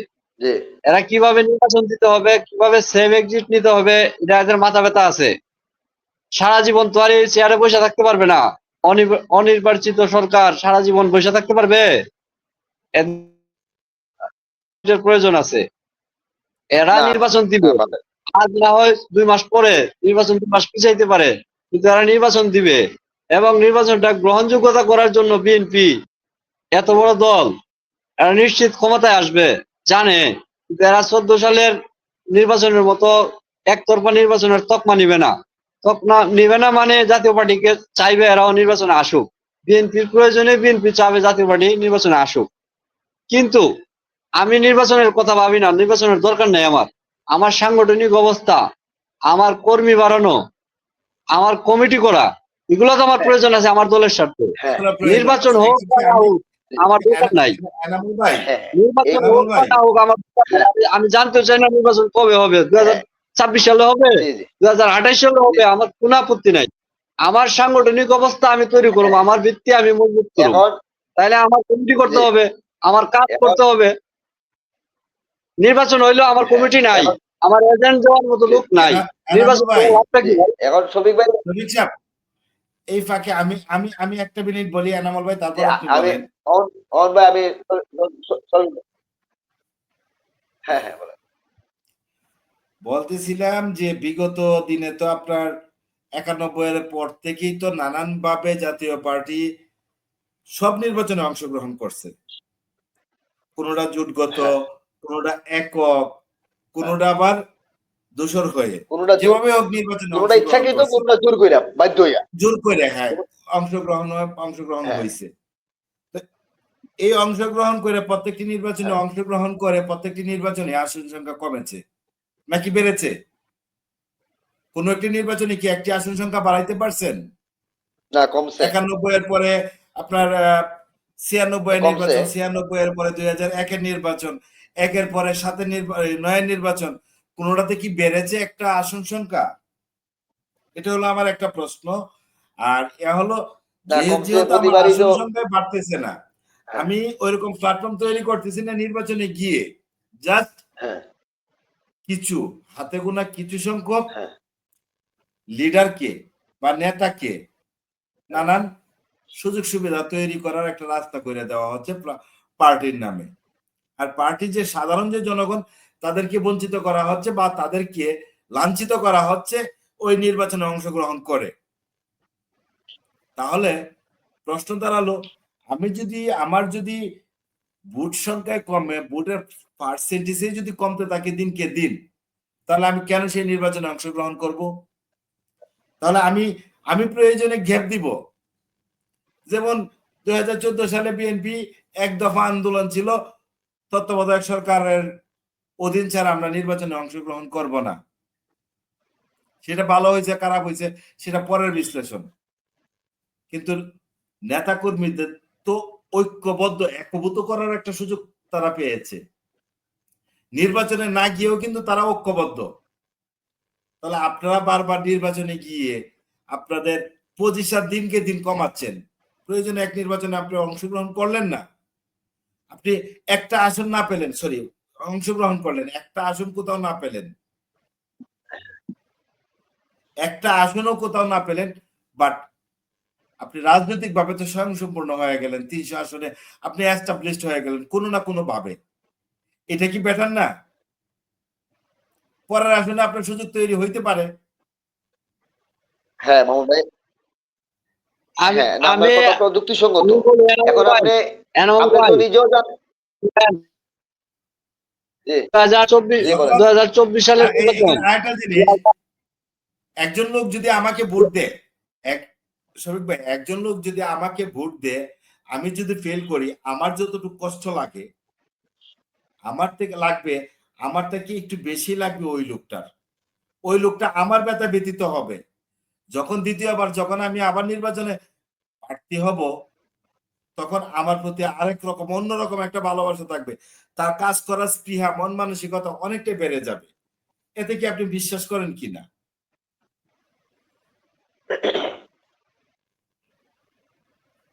আমি ফেসবুক, আমি আরেকটা কথা বলি, কালকে ইউটিউবে একটা ভিডিও দেখছেন কিনা আপনারা জানি না, জাতীয় পার্টি 151 জন চূড়ান্ত করে ফেলাইছে প্রার্থী। হ্যাঁ, হেভিওয়েট। ইউটিউবে একটা কন্টেন্ট বলে দেখছেন কিনা জানি না, আমি দেখছি। না হ্যাঁ, আমি দেখিনি। 2000, আপনি দেখছেন? দেখছি। 151 জন আমি চূড়ান্ত দেখছি, একটু আগে দেখছি হেভিওয়েট প্রার্থী। এই লেখাটা আসছে। মানে গতকাল এই ইউটিউবে একটা কন্টেন্ট ছাড়ছে একজনে, তো অনেকের সূত্র দিছে। আর যাক, এটা সত্য মিথ্যা হইতেই পারে, কিন্তু ঘটনা আমি শুনছি এটা। আচ্ছা, যাই হোক, 24 সালের নির্বাচনে মনোনয়ন অথেন্টিক ফর্ম বিক্রি করতে, আপনি 24 সালের নির্বাচনে মনোনয়ন ফর্ম যখন বিক্রি শুরু হয়, আমি প্রথম দিন থেকে পার্টি অফিসে ছিলাম। কারণ আমার এই বড় ভাই এমপি ইলেকশন করে তো খুব কাছে, আমি হ্যাঁ, ওনার খুব স্নেহের। গরিবুল্লাহ সেলিম, ব্রাহ্মণবাড়িয়া 1 আসন, যেটা জি জি নাসিরনগর, আমার আমার নিজের এলাকা যেটা। তো আমি ওনাকে নিয়ে জি জি প্রথম দিন থেকে পার্টি হ্যাঁ, ছিলাম। তো right, মনোনয়ন ফর্ম যেদিন থেকে বিক্রি করে, আমার মনে আছে 1700 প্লাস মনোনয়ন ফর্ম বিক্রি হয়েছে, 1700 প্লাস, জি 300 আসন, 1700-র উপরে প্রার্থী জাতীয় পার্টি। হ্যাঁ হ্যাঁ, কিন্তু লাস্ট পর্যন্ত কি হইলো, হ্যাঁ 26 জন হ্যাঁ সমঝোতা করছে। এই যে মিডিয়াতে আসলো 26 জন সমঝোতা হয়েছে, সারা বাংলাদেশে যে একটা আমেজ ছিল নির্বাচনের জাতীয় পার্টি, মানে এটা নিভে গেল। বাকিদের যে মনোনয়ন ফর্ম বাবদ যে টাকাটা নেওয়া হয়েছিল সেই টাকাটা কি ফেরত দেওয়া হয়েছে? না না না, এ না, এটা আমি জানি না, এটা আমি জানি না। মনোনয়ন ফরমের কিন্তু টাকা ফেরত দেওয়া হয়। হ্যাঁ, মনোনয়ন ফর্মে টাকা ফেরত দেওয়া হয় না। এটা তো আচ্ছা, এটা শুনেছি। কোনো ব্যাপার না, টাকা দিতে বা না না না দিছে এটা কোনো ব্যাপার না, কিন্তু এটা এটা হলো টাকা দিছে আপনি বা আপনি ব্যাপার না। 26 জনের সাথে টাকা বেশি, অনেক দর অনেকে দেয়, কষাকষি করে দেয় অনেক। 26টা আসন নিয়ে আমি আমার 26টা কথাটা আসন শেষ করি, নিয়ে আমার কথাটা শেষ করি। এই যে 26টা আসন, যে টিভির স্কেলে যখন লেখা আসলো 26টা আসন থেকে নৌকা ওটাই নিব, আর লাঙ্গলের প্রার্থী থাকবে। হ্যাঁ, তখন বলেন পাবলিক কি বলতেছিল আপনি জানেন? আমরা মাঠে ছিলাম, আমরা মিটিং করছিলাম, আমার কাছে ছবি আছে, ভিডিও আছে। আমরা 13টা ইউনিয়নে আমরা নির্বাচনী ক্যাম্প করছিলাম, নির্বাচনী বুথ তৈরি করছিলাম। এই জায়গাটায় আমাদের ক্যাম্প থাকবে, এই জায়গাটায় প্রচারণার সেল থাকবে, এই জায়গাটায় সার স্টল থাকবে। 13টা ইউনিয়নে আমরা গুছাইছিলাম এভাবে। আমার ইউনিয়নে 10টা ওয়ার্ড, 10টা ওয়ার্ডে আমি 10টা জায়গায় এই নির্বাচনী ক্যাম্প তৈরি করছিলাম। সমস্ত কিছু আমাদের রেডি ছিল, এবং নির্বাচন হইলে আমাদের সাথে হাড্ডাহাড্ডি লড়াই হইতো। যে ঘোষণা আসলো, আমার প্রার্থী স্বতন্ত্র প্রার্থীর সাথে মিলতে বাধ্য হয়েছিল, স্বতন্ত্র প্রাস করছিল। এই যে বিএনপি চেয়ারপারসনের উপদেষ্টা এখন জি সাহেব, বলেন। আর একটা সিরামিক্সের যে মালিক, উনি পাশ করছিল স্বতন্ত্র, নৌকা ফিল করছিল, অথচ পাশ করার কথা লাঙ্গল। হ্যাঁ, এই ওই জায়গায় 26টা রাজনৈতিক জি জি 26টা ওই আসনের ওই যে ওই জায়গাটা রাজনৈতিক ভাবে হেরে সমঝোতা, গেল কিন্তু নাঙ্গল। আমার দল ক্ষতিগ্রস্ত হয়েছে, টোটাল বাংলাদেশে আমার দল। আচ্ছা, মৌলভীবাজার এই 1 এই আসন, আহমেদ এই রিয়াজ ভাই, শুনেন, শুনেন 1 মিনিট বলি। শফিক ভাই, মৌলভীবাজার 1 আসন, আহমেদ রিয়াজ ভাই, শফিক ভাই, ওই যে রিয়াজ ভাই আসলে, জি এই রিয়াজ ভাই যে আসনটা, রিয়াজ ভাই প্রচুর পরিশ্রম করছে। জি জি আর এখানে বিএনপি জামাতের মোটামুটি একটা প্রভাব আছে। আর নৌকার সাথে যেহেতু লাঙ্গলের ভোট হচ্ছে, যেহেতু বিএনপি নাই, হ্যাঁ, জামাত নাই, সেই হিসাবে জামাত বিএনপির ভোট উনি পাবে। প্রচুর মানুষের কাছে গেছে, প্রচুর মিটিং করছে, প্রচুর সাহসী পদক্ষেপ দিছে, প্রচুর সাহসী বক্তব্য দিছে। আপনারা দেখছেন কিনা? আমি দেখছি তখন। জি। এখনো তো দেখি, এই এখনো আহমেদ দেখি আহমেদ দেখি রিয়াজ ভাই ফেল করলো, মোটামুটি কাছাকাছি গিয়ে ফেল আচ্ছা, হইতো। কি হইতো, শফিক ভাই, আমাদের কর্মী তৈরি হইতো, এই খুব এই পারতো। পয়েন্টটার এই আসলে পয়েন্টটার উপরে আমি, সমঝোতা করার কারণে আচ্ছা আপনার এই কথা বুঝতে আহমেদ পারছি। রিয়াজ ভাই, আমি আমি চিন্তা এটার করেন আপনি। আমি এটার উত্তরটা দেই। আপনার এই জি এনামল ভাই। আমি হ্যাঁ এটার আপনার উত্তরটা কাছে দেই। এই উত্তরটা চাই। পরিস্থিতিতে তো আমিও ছিলাম, আপনার পরিস্থিতিটা আমি জানতেছি এবং বুঝতেছি। অবশ্যই আপনার খারাপ লাগছে। এখন এটার উত্তরটা আমি দিতেছি। শফিক ভাই দেখেন, মনে করে দেখেন শফিক ভাই, এই নির্বাচনে কিন্তু এই নির্বাচনের আগে 24 সালের নির্বাচনের আগ মুহূর্তে এটা কিন্তু আরেকটা পার্ট হয়েছিল, হইয়া কিন্তু লাঙ্গল নিয়ে কিন্তু একটা জটিলতা সৃষ্টি হয়েছিল, শরীর ভাই মনে আছে কিনা দেখেন। ওই নির্বাচনে 14 সালের নির্বাচন এবং 24 সালের নির্বাচনটা কিন্তু ফোর্স করে নেওয়া হয়েছে। বিশেষ করে আমি আপনার মনে করে দিতেছি, আমি বলি, হ্যাঁ। আপনি আপনার যেটা বলছেন আমি জানি, আপনিও জানেন আমিও জানি। এটা কেমনে কি হয়েছিল, অফিসের বন্ধ করে দিছিল, হ্যাঁ হ্যাঁ দরজা লাগায় রাখছিল, আমাদের পার্টি অফিস পুলিশ ঘেরাও করে রাখছিল। তখন চুন্নু সাহেব যে গিয়া মিডিয়াতে ডিক্লেয়ার দিছে আমরা নির্বাচনে যাচ্ছি, তখন আমি পার্টি অফিসে ছিলাম, আমি জানি। হ্যাঁ আমি জানি, কিন্তু নির্বাচনে যেতে হয়েছে। সবকিছুর পরে ক্ষতিগ্রস্ত হয়েছে আমাদের পার্টি। আপনি যদি চাইলে দেখেন তাইলে সব আমরা ক্ষতিগ্রস্ত এই কথাটা এখন বোঝাই তুইব মানুষে নাকি।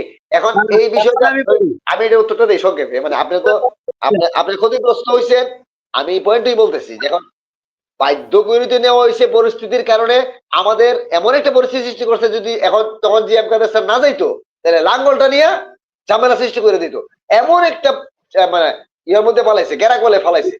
এই বিষয়গুলো এখন এই জিনিসগুলোই তো আমাদেরকে মানুষের কাছে বলতে হইব, বুঝাইতে হইব, এবং আমরা সবাই ক্ষতিগ্রস্ত, অনেকেই ক্ষতিগ্রস্ত, এটা সত্য কথা। ক্ষতিগ্রস্ত আমি ছিলাম, আমি জানি, আপনিও জানেন আমিও জানি, কিন্তু এখন মানুষের মনে তো আমাদের সন্দেহ এখনো এটাই আছে যে আগে যেরকম করছি এখনো এরকমই করতে পারি, সম্ভাবনা এরকমই আছে। এখন কত বিষয়টা এখন কিন্তু দেখেন আগের থেকে মানুষের মন থেকে শহীদ ভাই আমি বলি না কথা বুঝে আপনি এটা আমিও জানি আপনিও জানেন, কিন্তু আমার প্রশ্ন হচ্ছে মানুষ তো জানে যে আমরা ঠিক থাকতে পারবো না, নির্বাচনে 3 দিন আগে, 1 দিন আগে, 1 ঘন্টা আগে আমরা চেঞ্জ হয়ে যাবো। হ্যাঁ আমরা ঠিক থাকতে পারবো না, এরকম একটা মানুষের মনে একটা সন্দেহ আমাদের পার্টির প্রতি, আমাদের কর্মীদের প্রতি, আমাদের নেতাদের প্রতি আছে। সুতরাং মানুষের মন থেকে এটা দূর করবেন কিভাবে? এটা দূর করতে হলে জাতিকে স্পষ্ট রাজনীতি দিতে হবে। আমি এটাই বলতেছি, স্পষ্ট জাতির কাছে এখন যদি আমরা নেতা কর্মীরা যদি শফিক ভাই দেখেন না,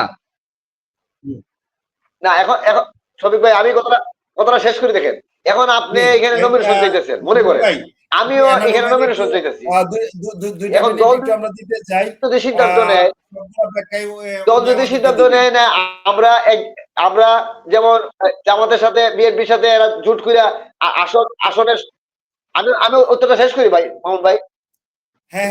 এখন মনে করেন আমাকে কেন নমিনেশন দিল না, এখানে মনে করেন কারোর সঙ্গে যার সঙ্গে জুট করলো তাকে দিয়ে দিল। এখন আমি যদি এটারে হইচই করি, আমি যদি এটারে মানে দলের বিপক্ষে আমি যদি অবস্থান নেই, তাহলে আলটিমেটলি আমি তো দলের কর্মী পর্যায়ে থাকি না, আমি তো দলের ভালো চাই না।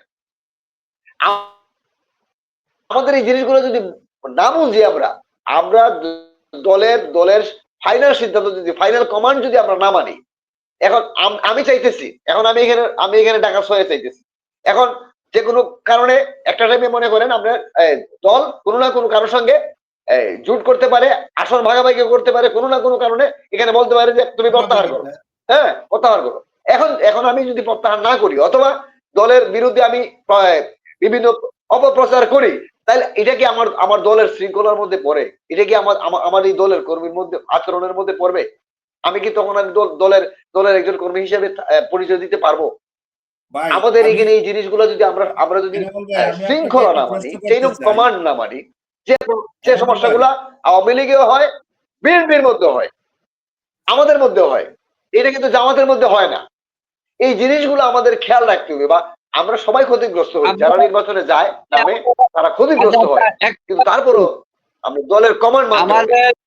এখানে আমি 1 মিনিট বলি, আপনি যে পয়েন্টে কথাটা বলছেন, বাংলাদেশে খুব বেশি জাতীয় পার্টি এরকম বিদ্রোহী প্রার্থী দেখাইতে পারবেন না, বিদ্রোহী প্রার্থী দেখাইতে পারবেন না। এটা কোনো ফ্যাক্টর না, রাজনীতিতে খুব থাকবে এই দলের প্রতি, এটা কোনো ফ্যাক্টর না, এটা রাজনীতি প্রার্থী না, কিন্তু বক্তব্য তো দিতেছেন, বক্তব্য যদি দেয় তাহলে প্রার্থী হওয়া বক্তব্য একই কথা। আপনি যদি না মানেন, সিদ্ধান্ত যদি না মানেন, তাহলে একই তো।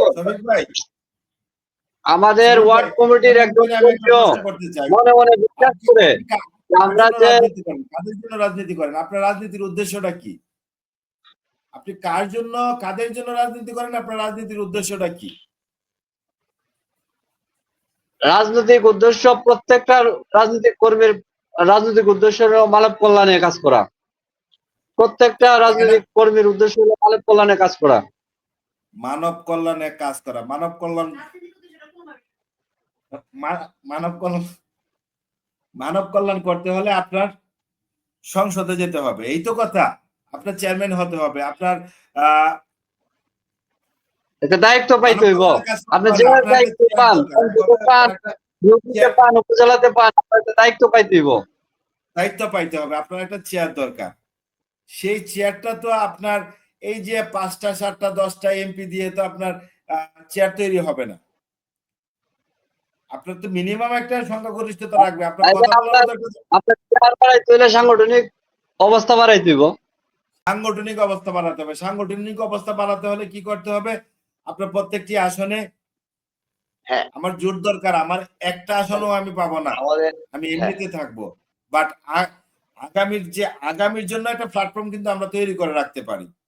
আ- আগামী রাজনীতিটা মানে আমার মতটা আমি দিতেছি আর কি। আমার মতটা হইলো আমরা যদি স্বতন্ত্র রাজনীতি করতে পারি, মানে স্বতন্ত্র রাজনীতি, কোনো জোট না, কোনো কারোর সাথে বায়াস না, অ্যালায়েন্স না, কিছু না।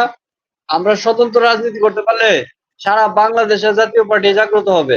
আমি আসন কম পাইতে পারি, একদম। বেশি পাইতে পারি, এটা কোনো এক্ষেত্রে আমি factor না। এই জিনিসটা জানতে আসন চাচ্ছিলাম। আমি এই আসন জিনিসটাই কম বলতে পাইতে চাচ্ছিলাম। পারি, আমি আসন কম পাইতে পারি, আপ- বেশি পাইতে পারি, এটা কোনো ফ্যাক্টর না। আপনার এই আমি সরকার মতামতটা গঠন করতে পারি, অবশ্যই অবশ্যই এটা কোনো ম্যাটার না। হ্যাঁ, কিন্তু আপনার সাংগঠনিক এই অবস্থা সারা বাংলাদেশে হবে, না না স্বতন্ত্র রাজনীতি করতে হবে। আমার হ্যাঁ, দলের আদর্শ রাজনীতি আমি জনগণের কাছে আপনার এই ছাড়বো। জনগণ মতামত ভালো মনে করে আমারে নিব, জনগণ ভালো না মনে করলে আমার দিবে না। আপনার আপনার এই মতামতটা অবশ্যই গুরুত্বপূর্ণ। না শফিক ভাই, ঠিক আছে, আপনার এই মতামতটা অবশ্যই গুরুত্বপূর্ণ। এটা দলীয় নেতৃবৃন্দ অবশ্যই বিবেচনা করবেন, কিন্তু তারপরও কথা থাকে, সর্বশেষ যদি দলের নীতি নির্ধারণ ফাইনালি কি সিদ্ধান্ত, আপনার আমার প্রত্যেকের মতামত তো ওনারা নিবেন, আমরা দিব, সারা বাংলাদেশের সবাই মতামত দিবেন। কিন্তু ফাইনালি যদি কোনো না কোনো ভাবে, কোনো না কোনো কারণে একটা সিদ্ধান্ত হয়, সেই সিদ্ধান্তটা কি আমি মানবো না? সেই সিদ্ধান্তের বাইরে আমি কোনো বক্তব্য দিতে পারি?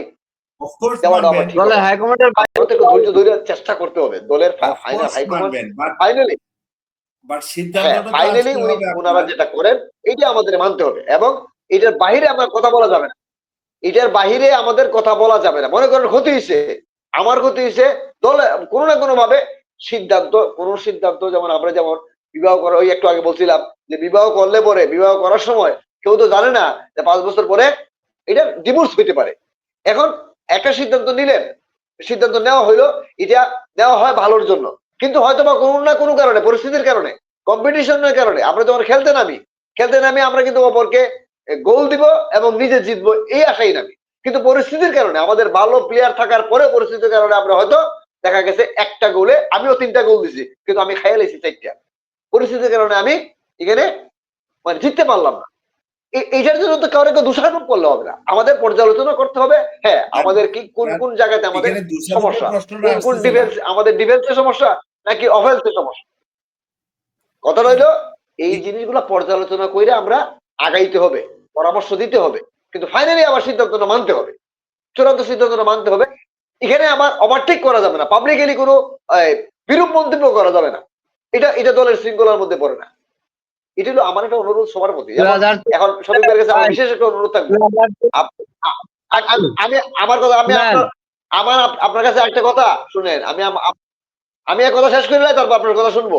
আপনি আপনার এলাকায়, যেহেতু আপনি একটা উপজেলার দায়িত্বে বা অথবা যারাই উপজেলার দায়িত্বে আছে, আপনার এলাকায় অতি সত্বর একটা প্রয়োজন, যে উপজেলার নেতৃত্বে, জেলা কমিটির নেতৃবৃন্দের সাথে যোগাযোগ করে মহাসচিবকে নিয়ে একটা জরুরি ভাবে একটা কর্মী সভা করেন।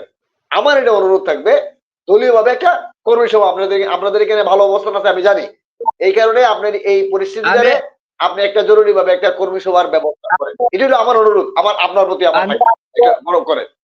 আজ বলেন। আমি আমি আজকে আমি আজকে কথা বলছি আমার এলাকার জি যিনি প্রার্থী, সম্ভাব্য প্রার্থী, ওনার সাথে আমি আজকেও কথা বলছি যে ভাই আমাদের জি জি এলাকায় একটা কর্মী সমাবেশ করেন। হ্যাঁ, আপনি মহাসচিবের সাথে কথা হ্যাঁ বলেন। হ্যাঁ হ্যাঁ, মহাসচিব যদি কথা ডেট বলেন দেন, হ্যাঁ এটাই 15 দেন, 15 হ্যাঁ দিনের ভিতরে আমরা যে কোনো উপজেলার চেয়ে বড় কর্মী সমাবেশ হ্যাঁ করে দেখাতে পারবো, যে কোনো উপজেলার হ্যাঁ চেয়ে। এখনো হ্যাঁ এখানে হ্যাঁ একটা প্রোগ্রাম করে 35,000 সপ্তাহ 10 দিনের একটা সময় হ্যাঁ পঁয়ত্রিশ এটা হাজার করেন ভোটার এটা করা খুব জরুরি দরকার টাঙ্গলের। এখানে করেন হুম, হ্যাঁ দেখে আমার এলাকার প্রার্থী এই জন্য যিনি আমার উনি কথা আমার বলছেন। অনুরোধ থাকবে আপনার প্রতি একটা কর্মী সভা হ্যাঁ হ্যাঁ প্রার্থী হোক আর নাই হোক উপজেলার যে সভাপতি বা জেলার যে সভাপতি আছে আমার সেক্রেটারি আছে অথবা আপনার উপজেলা যদি করতেছেন আপনার উপজেলার সভাপতি সেক্রেটারি ওনাদেরকে নিয়ে কথা বলেন আর প্রার্থীর সঙ্গে প্রার্থী একজন হইতে পারে উনি নাও তো হইতে পারে প্রার্থী যদি 5 জন থাকে 5 জনের নিয়ে কথা বলেন দলটারে আমি কি বলি, কারু কাছে এককভাবে দিয়ে দিবেন এটাই হলো আমার অনুরোধ হ্যাঁ আমি কিছু কথা বলি। কথা মামুন ভাই লাইভ তো অনেকে দেখে, অনেকে হ্যাঁ আমার বলেন পার্টি বসে গেলে আমি অনেক কথা আছে জি বলতে জি পারি না। আমার ব্যবসা আছে 10 লক্ষ টাকার, ঠিক আছে আমি যদি 1 কোটি টাকা চিন্তা করি হবে না।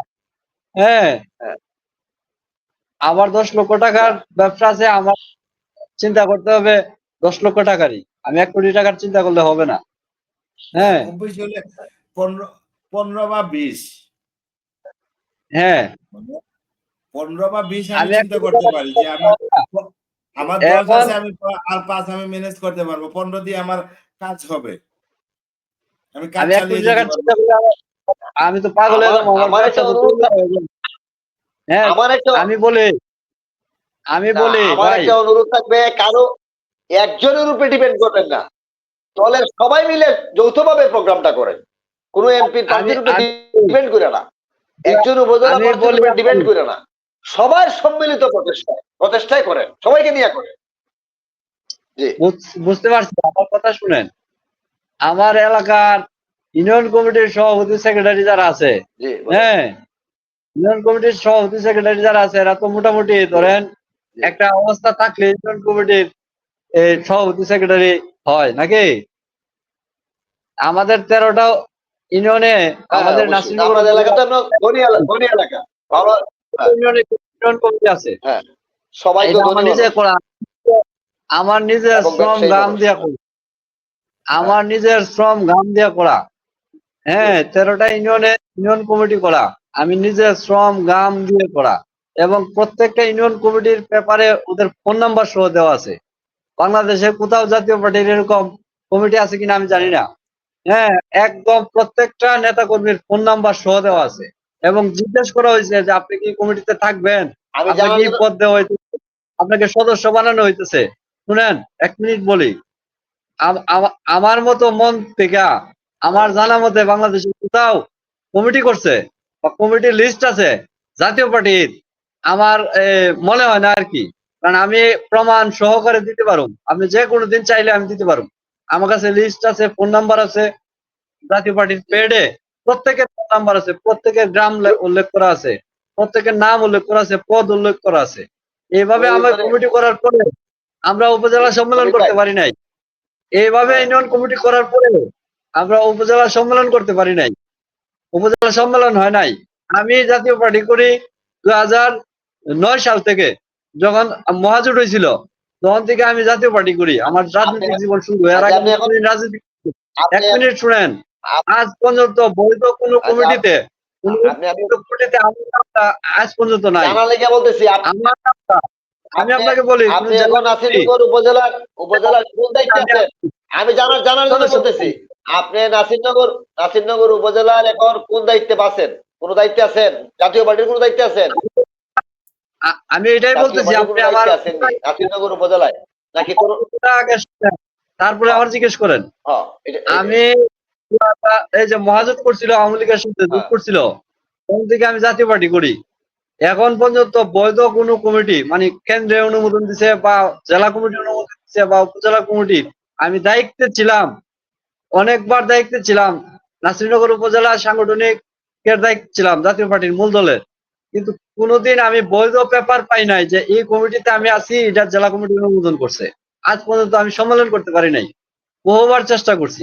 এই হচ্ছে আমাদের পার্টির অবস্থা, উপজেলা বাস্তবতাটা এই। আচ্ছা, উপজেলার এই কারণে বললাম না, কথা উপজেলা আছে বলতে পারবো না, উপজেলার প্রেসিডেন্ট কমিটি আমার আছে না? বাইরেও দিতে পারেন। জাতীয় পার্টির আচ্ছা, আছে জাতীয় পার্টির আছে কমিটি আসেনি, প্রেসিডেন্ট সেক্রেটারি আসেনি, প্রেসিডেন্ট আসেনি এখন বর্তমানে। কমিটি আছে, আমি এখানে বলতে পারবো না। কমিটি তো আছে, আমি এখানে বলতে পারবো না। কমিটি আছে, সবকিছু আছে, মানে আমি ওনারা এখানে কি বলতে এখন পারবো না। অ্যাক্টিভ আছে কিনা বা কোনো সমস্যা আছে কিনা, মানে অ্যাক্টিভ আছে কিনা? না, আচ্ছা, কেন্দ্রে খবর নেওয়ার না কথা। বলতে পারেন। আপনি আপনি আপনি তরুণ পার্টির দায়িত্বে আছেন না? না, পার্টির সদস্য আমার আমি। কথাটা হইলো, আপনার এই তরুণ পার্টির আপনার দায়িত্বে আছেন না? তরুণ পার্টি তো হ্যাঁ কেন্দ্রের হ্যাঁ, সদস্য।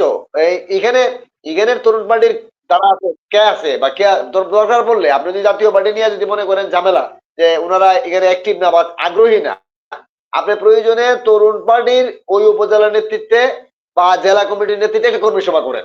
মানে যেভাবে যে ইউনিটটা আপনার সরাসরি আপনার নিয়ন্ত্রণে আছে বা অ্যাক্টিভ আছে, এই ইউনিটের নেতৃত্বে প্রয়োজনে একটা কর্মী সভা করেন। মানে কোন আমার কথাটা থাকবে, অনুরোধটা থাকবে এই জায়গাটাতে।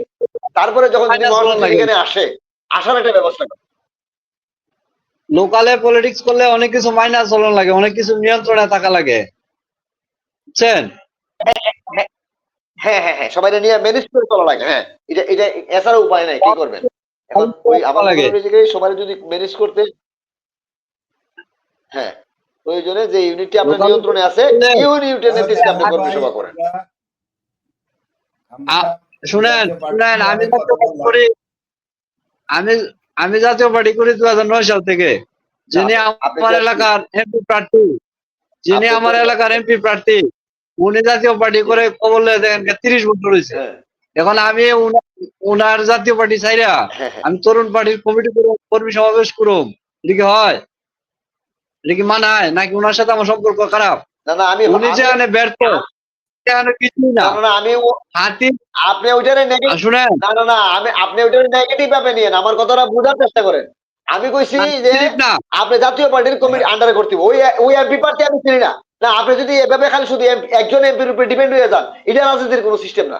একজন এমপি কে না, একজন উনি একজন এমপি কি আরো 5টা এমপি আছে, আরো 5জন এমপি থাকতে পারে।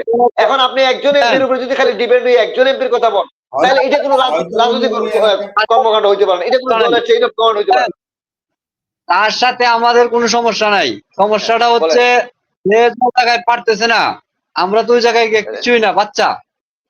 হ্যাঁ, সে 30 বছর যাবত জাতীয় পার্টি করে যে জায়গায় গিয়ে পারতেছে না, আমরা তো ওই জায়গায় বাচ্চা, আমরা কি করে পারুম? প্রশ্নটা ওই হ্যাঁ। জায়গায়। আমি তার সাথে আমাদের কোনো না না না, কেন? আপনি আপনি যখন অফিসে যান, আপনি চেয়ারম্যান স্যারের সাথে দেখা করেন না? আপনার দেখা হয় না?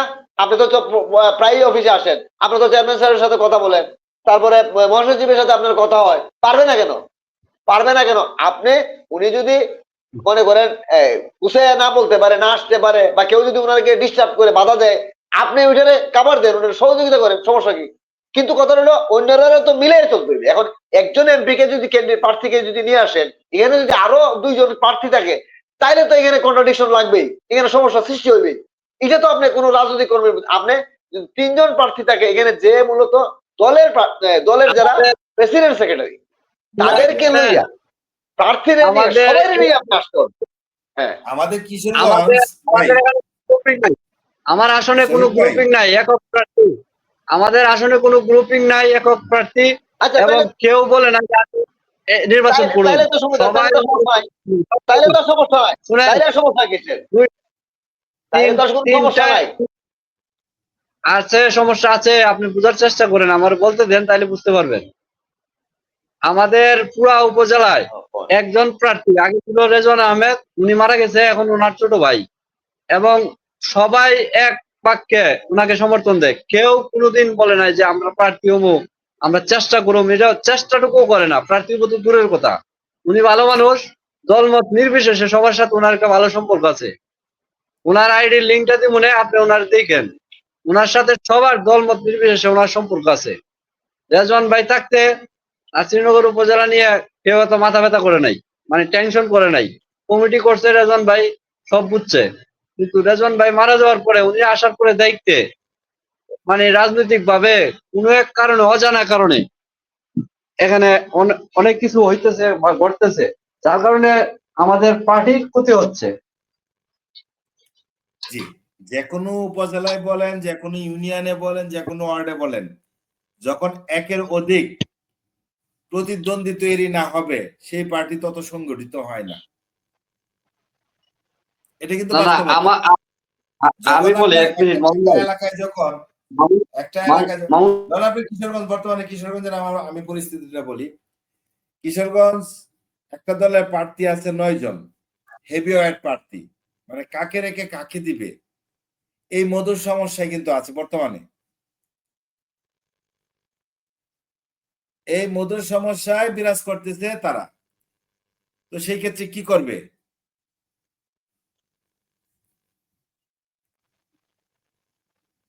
মামুন ভাই, ভাই, জি, মানে যখন আপনার প্রতিদ্বন্দ্বী প্রার্থী তৈরি না হবে সেই পার্টি তত সংগঠিত না। হ্যাঁ, যখন নেতা তৈরি না হবে, নেতা তৈরি প্রতিদ্বন্দ্বী করতে কথা, পারবেন হ্যাঁ না, প্রতিদ্বন্দ্বী যখন নেতা তৈরি করতে পারবেন এখন না, বনের রাজা প্রতিদ্বন্দ্বী যদি তো আমি থাকবে, একাই সমস্যা থাকি, নাই, কিন্তু কথা তাহলে হলো তো মানে ওই যে আর কিছু দরকার নাই। হ্যাঁ, হ্যাঁ, তো এখন আপনার তো এটা তৈরি এখন করার একটা আমাদের প্ল্যাটফর্ম দেশের তৈরি করে সমস্যা তো দিতে হইলো হবে। আপনি ওই যে কিভাবে তৈরি করবেন? কিভাবে তৈরি করবেন প্রার্থী রাখেন। যারা তৈরি হইতেছে এই দেশে হ্যাঁ, কোন কিভাবে তৈরি কিভাবে তৈরি করবেন? করবেন? তৈরি তৈরি করতে হলে করবেন তো যারা একটা প্রথম টাকাওয়ালা, দরকার তারা আপনার এটাকে নির্বাচনী প্রক্রিয়া ঢোকা। আপনি কমিটি করেই শুধু আপনি এই করতে পারবেন না, কি জানি সংগঠিত করতে পারবেন না। সংগঠন তখনই কাজে লাগে যখন একটা প্ল্যাটফর্ম তৈরি হয়। আপনি যখন একটা নির্বাচনী প্ল্যাটফর্মে যাবেন তখন ওটু আপনার কর্মী লোকজন বেড়ে যাবে। হ্যাঁ, এটা কিন্তু বাস্তবতা, হ্যাঁ, এটা ঠিক রিয়েলিটি। আছে, কথা ঠিক আছে, কিন্তু কথা হলো নির্বাচনটা তো এখন আপনি এই 5টা নির্বাচনে 7টা যাইবেন 10টা কিভাবে? নির্বাচনে আসন যাওয়ার ভাগ আগে তো নিয়ে আপনি আপনার যদি বাকিগুলো ছেড়ে আপনার লোক দিবেন, লাগবে। তাহলে আপনার কর্মীরা কোথায় তৈরি হবে? আপনার নেতা কোথায় তৈরি আপনি করবেন? যদি না না, তাইলে আপনার তো এই এই আপনার অবস্থান, আপনি যখন যেমন আপনি আজকে 25 সাল, আপনি যদি 26 সালে নির্বাচনে যান, আপনার আপনার যদি সিদ্ধান্তটা এখন নিতে হয়, তাইলে আজকের অবস্থানের উপরে আপনার সিদ্ধান্ত নিতে হবে। তা আপনার আজকের অবস্থান যদি থাকে আপনার 5 জন কর্মী, আর আপনি যদি সিদ্ধান্ত নেন 5,000 কর্মীর যেভাবে থাকলে পরে যে সিদ্ধান্তটা নিবার, আপনি যদি 5 জন কর্মী থাকা অবস্থায় সিদ্ধান্ত নেন, সিদ্ধান্তটা ঠিক হবে? আপনার 5 জন আমার যদি কর্মী আছে আজকে, আপনি 5 জন কর্মী নিয়েই আপনার সিদ্ধান্ত নিতে হবে যে আমি 5 জন কর্মী দিয়ে যতটুকু আমি করতে পারি ঠিক ততটুকুই আমি সিদ্ধান্ত নিব। আর যদি 5,000 কর্মী থাকে তখন আপনি 5,000 কর্মী দিয়ে কতটুকু খাবার দিতে পারবেন সেই পরিস্থিতি, সেই অনুযায়ী আপনার সিদ্ধান্ত নিতে হবে। আপনার 5,000 কর্মী আছে, আপনি সিদ্ধান্ত নিলেন 5 জন কর্মী যে কাজটা করতে পারবো এই এতটুকু কাজের দায়িত্ব নিলেন, এটাও ভুল হলো। আর যদি 5 জন কর্মী থাকে আর 5,000 কর্মীর যে কাজটা করা সম্ভব, আর সেই দায়িত্বটা আপনি নিয়ে নিলেন 5 জন দিয়া, এটাও ভুল হবে। আপনার পরিস্থিতি এবং অবস্থান, আপনার আপনার শক্তি এবং পরিস্থিতি সবগুলো মিলেই আপনার সিদ্ধান্ত নিতে হবে। এখন আপনি যদি মনে করেন যে একে জোর করি আপনি একেবারে সারা এই কি কয় আমেরিকার দায়িত্ব আপনি নিয়ে নিবেন, যে ট্রাম্পে যদি পারে সারা ওয়ার্ল্ড দখল করতে, সারা ওয়ার্ল্ড চালাইতে, হ্যাঁ আমেরিকা বৈশা আমি এখন চালাইমু, সেই অনুযায়ী তো আপনার জনবল রেডি করতে হবে। ঠিক এই আছে, জনবল তৈরি করতে হবে, তারপরে তৈরি জনবল করার পরে তৈরি করতে জনবল হবে, সেটিং করতে হবে, সব ঠিক আছে। তারপরে আপনার নিয়ন্ত্রণের জন্য যাইতে হবে, ফাইটে যেতে হবে, স্টেপ কিন্তু বাই স্টেপ আগাইতে জনবল, হবে। আমি জনবল যদি শুধু তৈরি মাঠে করলে নামার হবে না, আগেই যদি, জনবল তৈরি করার পরে সেটিং করতে হবে। ভাই, এখন জন না, না, এই কথাটাই বলছি, এখন জনবল আমাদের তৈরি করতে পরিস্থিতিটা হলে মনে প্রথম করেন দরকার কি? মিলেই তো একটু সিদ্ধান্ত নিতে হবে। আপনার জনবল তৈরি করলে আপনি কিভাবে করবেন? জনবলটা কিভাবে তৈরি বুঝবো জনগণ কিভাবে? আপনি কিভাবে করবেন? জনবল আপনি কিভাবে তৈরি করবেন? আপনার তৈরি করার প্ল্যাটফর্মটা কি? জনবল মানেই তো কর্মী, নেতা কর্মী, যে আমাদের নেতা কর্মীটা কোন সেটাই, পর্যায়ে পর্যন্ত আমি আছে, সেটাই বলতেছি, আপনি কে নেতা কতটুকু কর্মী আছে, কিভাবে তৈরি এই যে করবেন? কর্মী সভা গুলা কর্মী কর্মের সভা তো মাধ্যমে সভা তৈরি থেকে, হবে।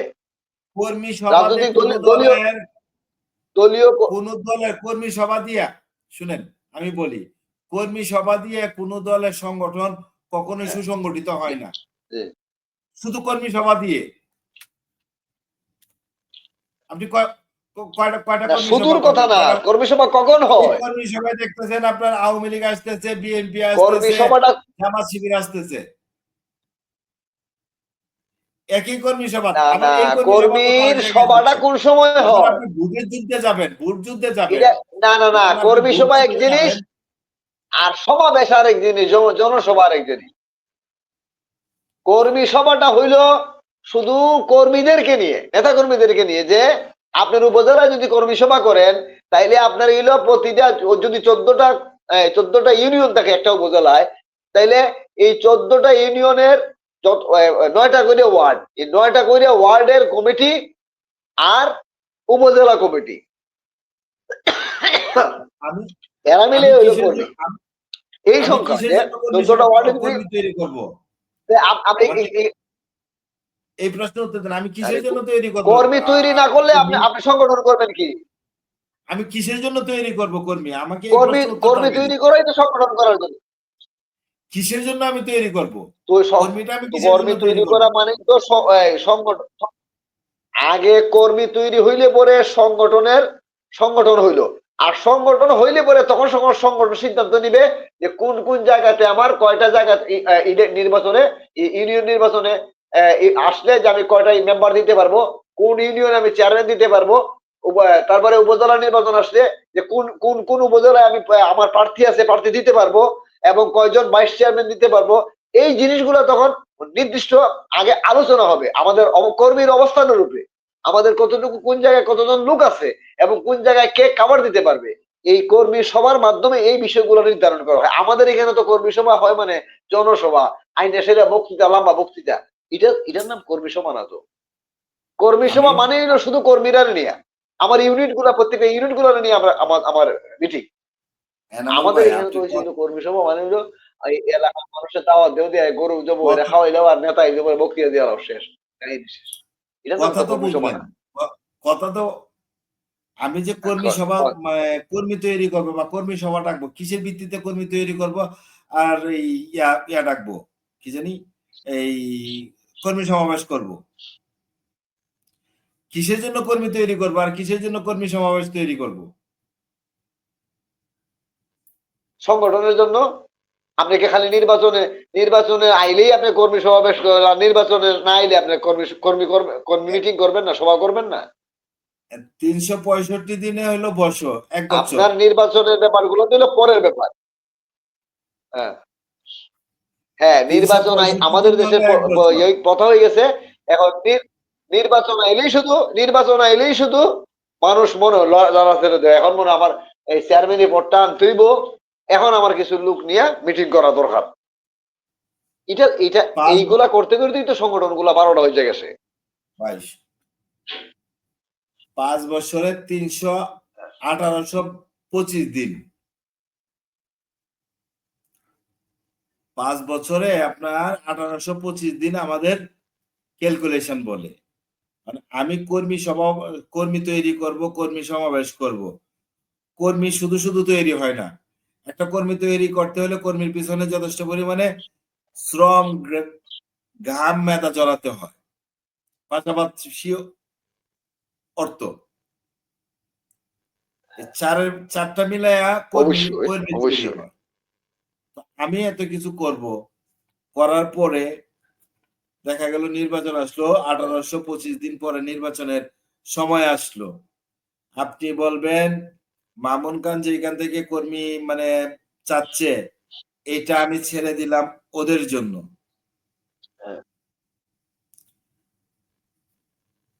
এনামুল সাহেব, আপনি যেখান থেকে তৈরি করছেন এই জায়গাটা আমি ঐচ্ছিক রেখে দিলাম, এখানে আমি প্রার্থী দিচ্ছি না, তুমি স্টপ থাকো।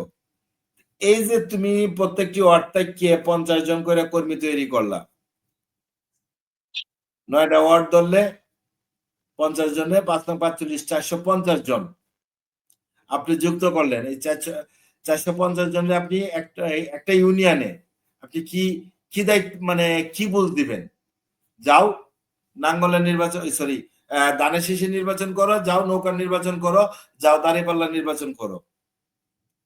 এই তোমার এই 1825 দিন জার্নি শ্রম দেওয়ার পরে এই সিদ্ধান্ত হবে তোমার?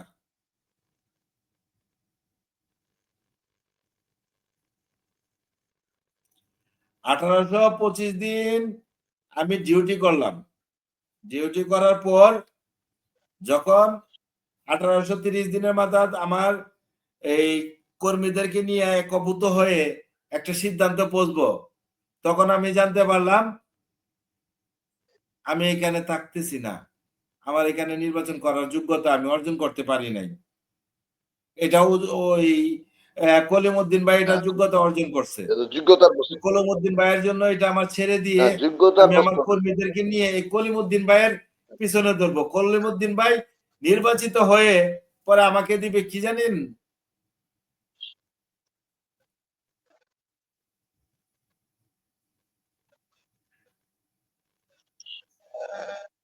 এই পরিবেশটা তো সৃষ্টি হয়েছে গোটা রাজনীতি, বাংলাদেশের রাজনীতির চিত্রটা এলোমেলো পরিস্থিতির কারণে। গোটা বাংলাদেশে, এটা শুধু নট অনলি জাতীয় পার্টি, অন্য যন্ত্র দেখে গোটা আমি রাজনীতি বাংলাদেশের করবো কেন? রাজনীতির আমার চিত্রটাই তো রাজনীতি এখন আমি করবো। এলোমেলো।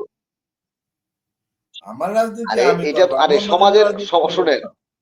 সমাজের রাজনীতি প্রসঙ্গ আরে আমি সমাজ না না, আপনি আপনি আমরা সমাজ নিয়ে চিন্তা করতেছি কেন, রাজনীতি নিয়ে চিন্তা করি কেন? আমার সমাজের রাজনীতিটা সুস্থ করার জন্য তো আমি রাজনীতি নিয়ে চিন্তা করি, সমাজ নিয়ে চিন্তা করি, আমি সমাজের সুস্থ রাখার জন্য তো আমি সমাজ নিয়ে চিন্তা করি। সমাজ যদি সুস্থ না থাকে তাহলে তো আমি সমাজে চলবো কিভাবে? সমাজ যদি অসুস্থ আপনি হয়ে যায় তাহলে আমি কি সমাজে চলাফেরা করতে পারবো? আমিও অসুস্থ হইতে হইব। আপনি তো তাহলে ভুল আমরা ট্র্যাকে সমাজ নিয়ে চিন্তা করি চলতেছেন। কেন? সমাজটা সুস্থ থাকলে আমি চলতে পারবো। হ্যাঁ, আপনি তো ভুল ট্র্যাকে চলতেছেন, যার কারণেই তো এই না না প্রবলেমটা আরো বাড়তেছে। এই দেখেন একটা না মানে না, প্রবলেমটা বাড়ছে জিনিসটা কেন? আওয়ামী লীগ বলেন। আওয়ামী লীগ সরকার বা আওয়ামী লীগের প্রধানমন্ত্রী আপনার বারবার বলে আসছে জামাত শিবির দেশদ্রোহী কিংবা স্বাধীনতা বিরোধী শক্তি, তাদেরকে প্রতিহত করো বা হ্যাঁ। এই যতটুকু স্টিম কে রোলার বলতেছে এই চালানো কথাটা? লাগে, আমি কথাটা শেষ করি, এই কথাটা কে যতটুকু বলতেছে? তাদের প্রতি স্টিম রোলার চালানোর দরকার ততটুকুই চালাইছে, বরং তার চেয়ে বেশি চালানো হয়েছে। হ্যাঁ। তখন বিএনপি কি না, করছে? কথাটা আবার বলেন, কথাটা আবার বললেন, কি বলছে আপনি? যখন আওয়ামী লীগ সরকার 2009 এর পর থেকে, হ্যাঁ 2009 ক্ষমতা আসার পর থেকে হ্যাঁ যখন জামাতের উপর নানান ধরনের টর্চারিং শুরু করলো, হ্যাঁ তাদেরকে আইনের আওতায় এনে তাদেরকে সর্বোচ্চ একটা হ্যাঁ। শাস্তির ব্যবস্থা করলো, তখন বিএনপি একদম চুপ। মানে এই ব্যাপারে তারা জামাতের পক্ষেও অবস্থান করেনি, আবার এই আওয়ামী লীগের বিপক্ষেও মানে যেইটুকু বিবৃতি না দিলেই না হয় ততটুকুর মধ্যেই ছিল। চুপ মানে চুপ থাকাটাই বুদ্ধিমান বা থাকা, চুপ আপনি থাকা আপনি মানে এই বের হয়ে আবার ঢুকেন।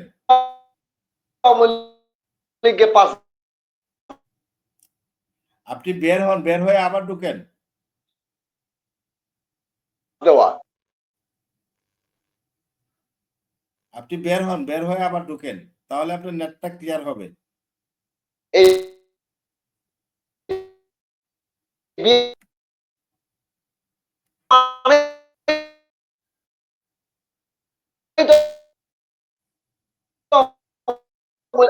আওয়ামী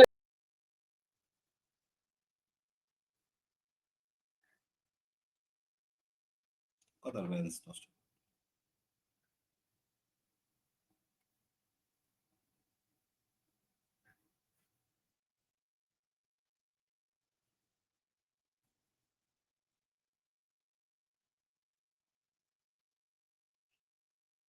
আসসালামু আলাইকুম প্রিয় বন্ধুরা। আমরা তর্কে বা ভুলে গিয়েছিলাম আপনারাও যুক্ত আছেন বা আপনাদের সাথেও একটু কথা বলার দরকার। আর আপনারা যারা আছেন বা দেখেন আমাদের লাইভ গুলা, আমাদেরকে একটু লাইক শেয়ারের মাধ্যমে আপনি আমাদেরকে একটু উৎসাহ উদ্দীপনা দিলেন। তাহলে আমরা আরেকটু বেশি আপনাদের সাথে করতে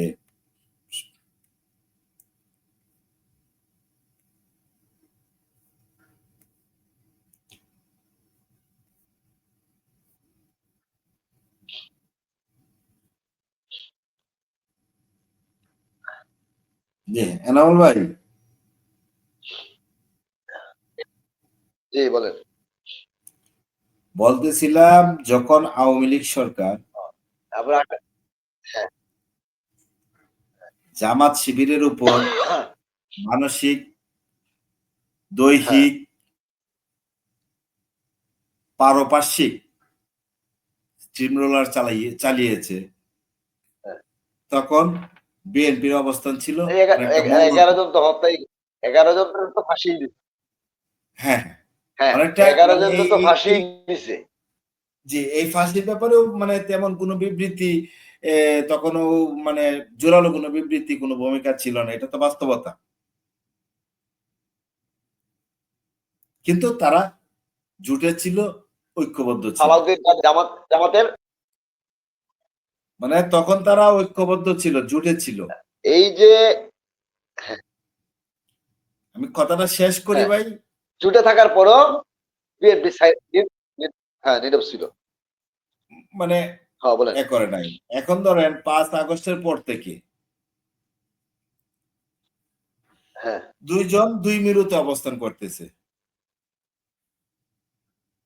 হ্যাঁ দুইজন দুই মেরুতে অবস্থান করতেছে, কি কারণে অবস্থান করতেছে? ওই যে আমার চেয়ার দরকার, দুজনের স্বপ্ন চাওয়া চেয়ার, হ্যাঁ, চেয়ার নিতে হবে। চেয়ার নেওয়ার জন্য দুইজন দুই মেরুতে অবস্থান করতেছে, এটা তো বাস্তবতা। এখন বলতেছে জামাত শিবির হ্যাঁ, হ্যাঁ, হ্যাঁ, কি, এটা তো বাস্তব। এখন বলতেছে জামাত রাজাকার শিবির রাজাকার, স্লোগানই দিয়ে যুদ্ধ দিচ্ছে ডাইরেক্ট। অপরাধী, তাদের সাথে কোনো আপোষ নাই। রাজাকার রাজাকার। হ্যাঁ তাহলে কি তাহলে কি হ্যাঁ, প্রশ্ন উঠে যায় না তাইলে যে এতদিন হ্যাঁ পর্যন্ত তাহলে স্বার্থসিদ্ধি হাসিলের জন্য তাদেরকে তুমি হ্যাঁ হাতিয়ার হিসেবে ব্যবহার করছো? উঠে কিনা প্রশ্নটা? উঠাটা কি স্বাভাবিক নয়? হ্যাঁ, এই সব দুই তো হাজার আট থেকে দুই তো হাজার আট এখানে থেকে কি এই জনগণের, এই 24 সাল তাহলে কি, পর্যন্ত জামায়াত তাহলে এই জোট, এই জামায়াত ছিল জোট, জামায়াত ছিল মুক্তিযোদ্ধা। হ্যাঁ, এই জোট তো তাহলে কোনো কাজের না। আপনি জনগণের জন্য রাজনীতি করতেছেন, আপনার রাজনীতি দেওয়ার মূল উদ্দেশ্যটা হলো জনগণকে সর্বোচ্চ সুযোগ পাইয়ে দেওয়া। আর সর্বোচ্চ হ্যাঁ, সুযোগ পাইয়া দিতে হ্যাঁ, গিয়ে হ্যাঁ, আপনি প্রত্যাশা। করছেন কি, হ্যাঁ, নানাবিধ হ্যাঁ, অনৈতিক যে জিনিসগুলো আছে সেগুলোর সাথে আপনি আপোষ করলেন, মানে আপনিও একটা অন্যায় করলেন, তাই নয় কি?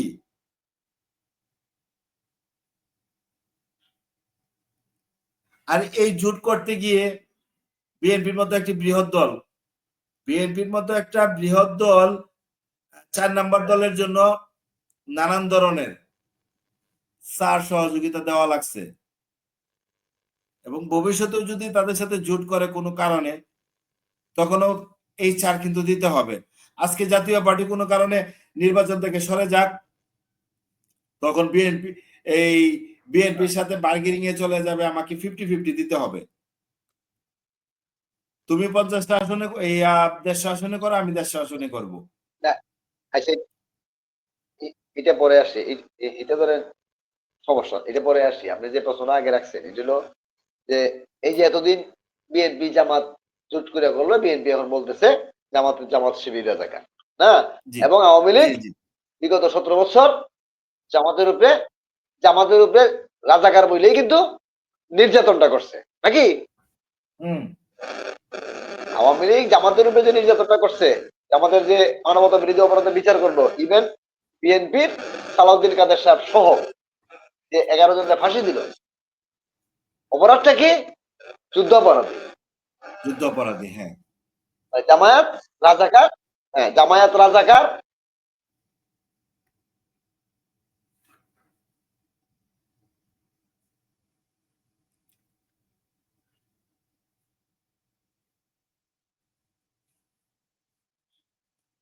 নেটওয়ার্ক প্রবলেম করতেছে আজকে।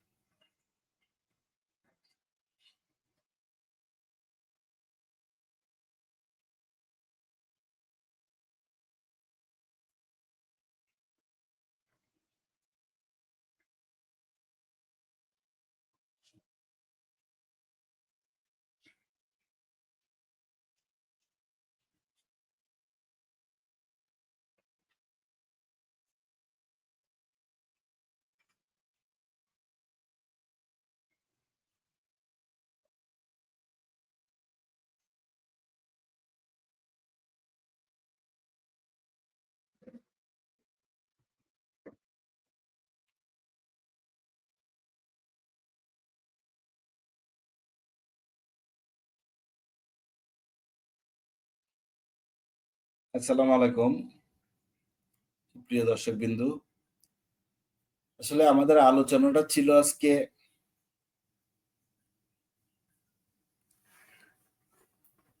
পরিবারে, বন্ধুত্বে, রাজনীতিতে, এমনকি নিজের প্রতিচ্ছবিতেও আমরা কি কখনো সত্যিকারের আমি হয়ে উঠতে পেরেছি? এ নিয়ে আমাদের আলোচনাটা ছিল আজকে। তো নানান কথার প্রসঙ্গে আমরা আজকে চলে আসলাম আসলে অ্যাকচুয়ালি ওই রাজনীতির একটা পটভূমিতে বর্তমান প্রেক্ষাপট অনুযায়ী যে রাজনীতি চলতেছে। আসলে কি আমরা সত্যিকারের আমি হয়ে উঠতে পারছি? আমার কর্মক্ষেত্র বলেন, আমার যে সামাজিক সামাজিকতা বা আমার প্রতিষ্ঠানে, আমার কর্মস্থলে, নাকি আমরা নিজেদের মুখোশ পাল্টিয়ে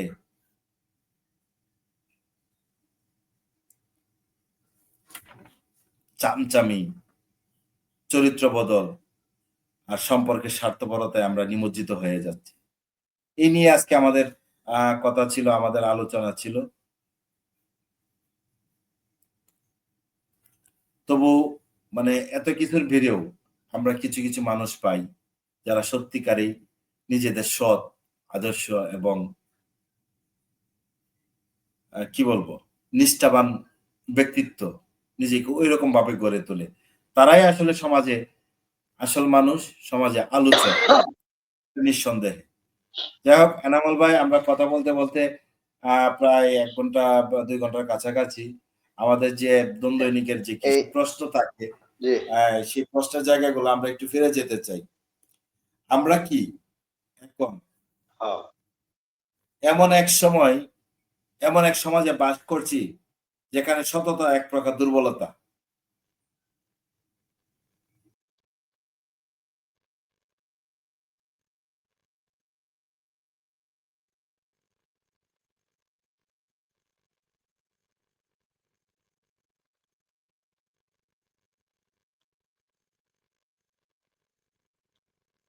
এনামুল ভাই, আপনি বলেন, আমি শুনছি। আমরা কি এমন এক সমাজে বাস করছি যেখানে সততা এক প্রকার দুর্বলতা?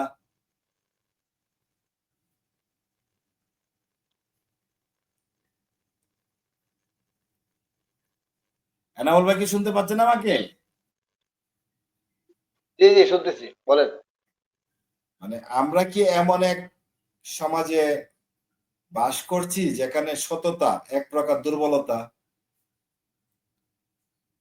রাজনীতি হোক জি বা সম্পর্কে, মুখোশ পরা মানুষই কি এখন বেশি সফল?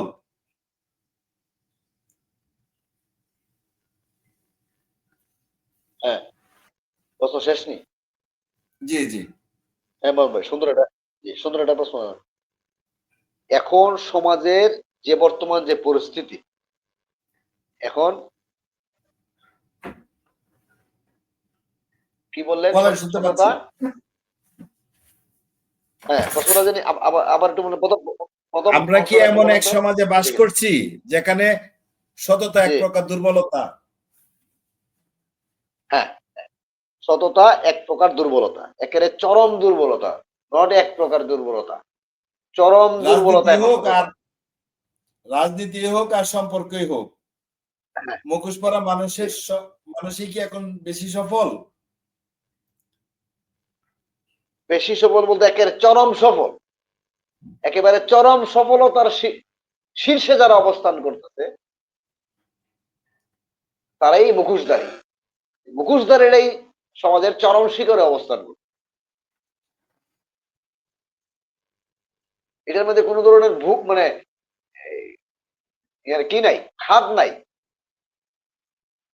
জি।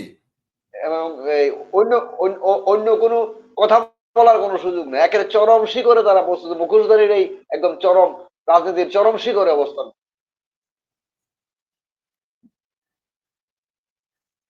এবং সততা একেবারে তলানিতে, সততার অবস্থানটা একেবারে তলানিতে, কোন ধরনের একেবারে চরম দুর্বল অবস্থা, চরম দুর্বল অবস্থায় আছে,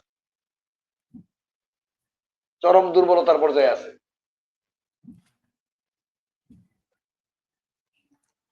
তার মানে আমরা মুখোশ পরা মানুষকে এখন সমাজে বেশি প্রতিষ্ঠিত, এটা আমরা ধরে নিতে পারি। হ্যাঁ হ্যাঁ, একটা 200%, মানে যত পার্সেন্টেজ আপনি বাড়াই বলতে পারেন, যত পার্সেন্টই বলেন, সর্বোচ্চ পর্যায়ে আছে, পার্সেন্টেজ সত্য মানে গণার মতো না। সত্য বললে সম্পর্ক ভাঙ্গে, মিথ্যা বললে সম্পর্ক টিকে। তাহলে পথ কোনটা? হ্যাঁ, আপনি সত্যের বাহিরে যাওয়ার তো কোনো রাস্তা নাই। সত্যের বাহিরে যাওয়ার কোনো রাস্তা আছে? কিন্তু মানুষ মিথ্যার উপরে নির্ভর করতেছে, সত্যকে এড়াই দিতেছে, মিথ্যার উপরেই হাইট থাকতে করে পছন্দ দিতেছে। করে। হ্যাঁ, অবস্থান করতেছে। আবার এই মিথ্যা দিয়েই মানুষ স্বর্গেও যাইতে চায়, আবার বেহেশতেও যাইতে চায়। কেউ দুযোগে যাইতে চায় না। সত্য দিয়া কেউ দুযোগে যাইতে চায় না। সব মিথ্যা দিয়ে সবাই স্বর্গে চলে যাবে এবং বেহেশতে চলে যাবে। আমার ইমান ঠিক আছে, এখন এটার কোনো উত্তর আছে কিনা?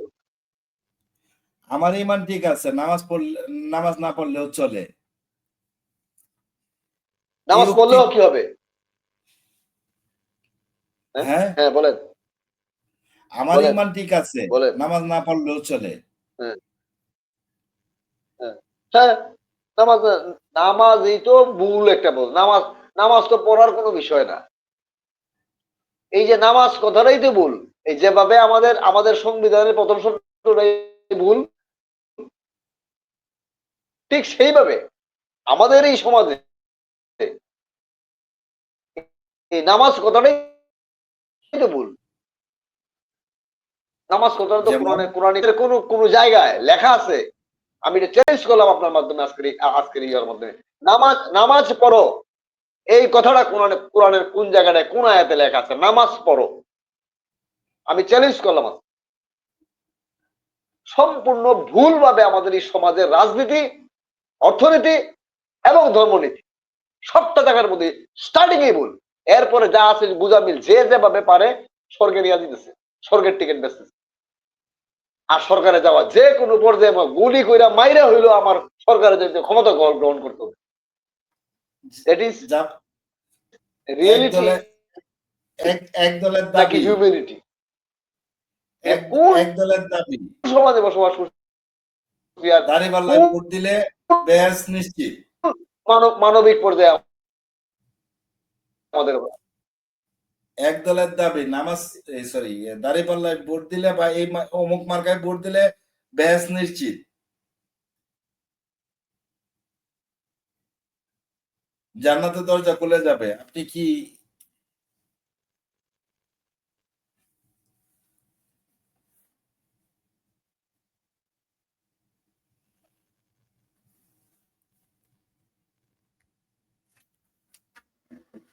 সেটা হচ্ছে না কেন?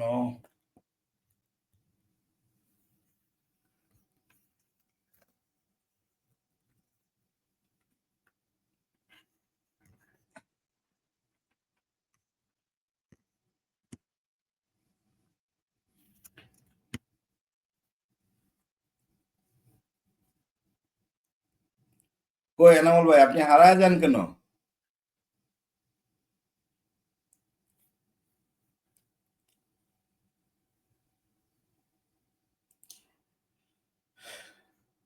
সুপ্রিয় দর্শক বিন্দু, আপনারা কি মনে করেন সত্য বললে সম্পর্ক ভাঙ্গে, মিথ্যা বললে টিকে? তাহলে পথ কোনটা? আপনাদের জানা থাকলে কমেন্টস সেকশনে জানিয়ে দিবেন। মানুষ মুখোশ খুলতে ভয় পায় কেন? অপমানের জন্য নাকি একাকিত্বের জন্য? এই দুইটা প্রশ্ন আপনাদের জন্য। যদি আপনার সুযোগ থাকে তাহলে কমেন্ট সেকশনে জানিয়ে দিবেন।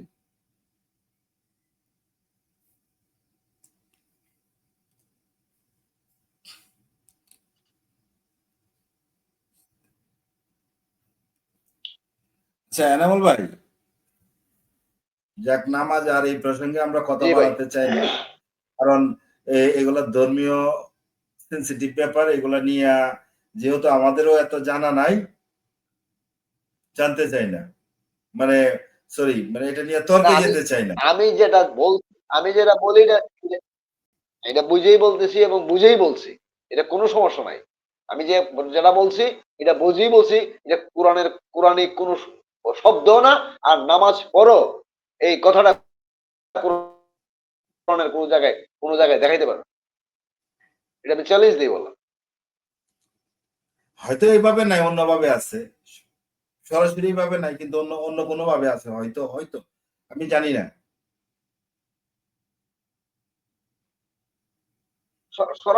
সরাসরি আর ইনডাইরেক্ট বললাম তো, সরাসরিও নাই, ইনডাইরেক্টও নাই। নামাজ পড়ো সরাসরিও সম্পূর্ণ ভুলভাবে তারা আমার মানে যারাই বলতেছে, যারা এখন বলতেছে তারা তো দেখা দেখি শূন্য বলতেছে। আর যারা শিখাইছে তারা পরিকল্পিতভাবে আমাদেরকে মিসগাইড করতেছে, ভুলভাবে শিক্ষা দিচ্ছে, এটা পরিকল্পিতভাবে ভুল। আর এই ভুলটাই আমরা ওই যে চিলে কান নিচে শুধু আমরা চিলের ভিতরে ধরতেছি। কমপ্লিট যেভাবে আমাদের সংবিধানে এই প্রজা শব্দটা ব্যবহার করা হয়েছে এই জ্ঞান পাপীরা দ্বারা, এই ধর্মীয় ভাবেও আরেক জ্ঞান পাপীরা, এই ধর্মীয় জ্ঞান পাপীরা আমাদেরকে ওইভাবেই ভুলভাবে মানুষকে শিখাইতেছে এবং আমরা ভুল না না, বুঝতেছি। এটা এরকম ভাবে ভুলটাই বলাটা আসলে, ভুলটা নিয়ে আমরা ধরতেছি। কারণ এই শিক্ষাটা আমাদের সর্বশ্রেষ্ঠ না না, পুরুষ আমি বললাম তো এটা।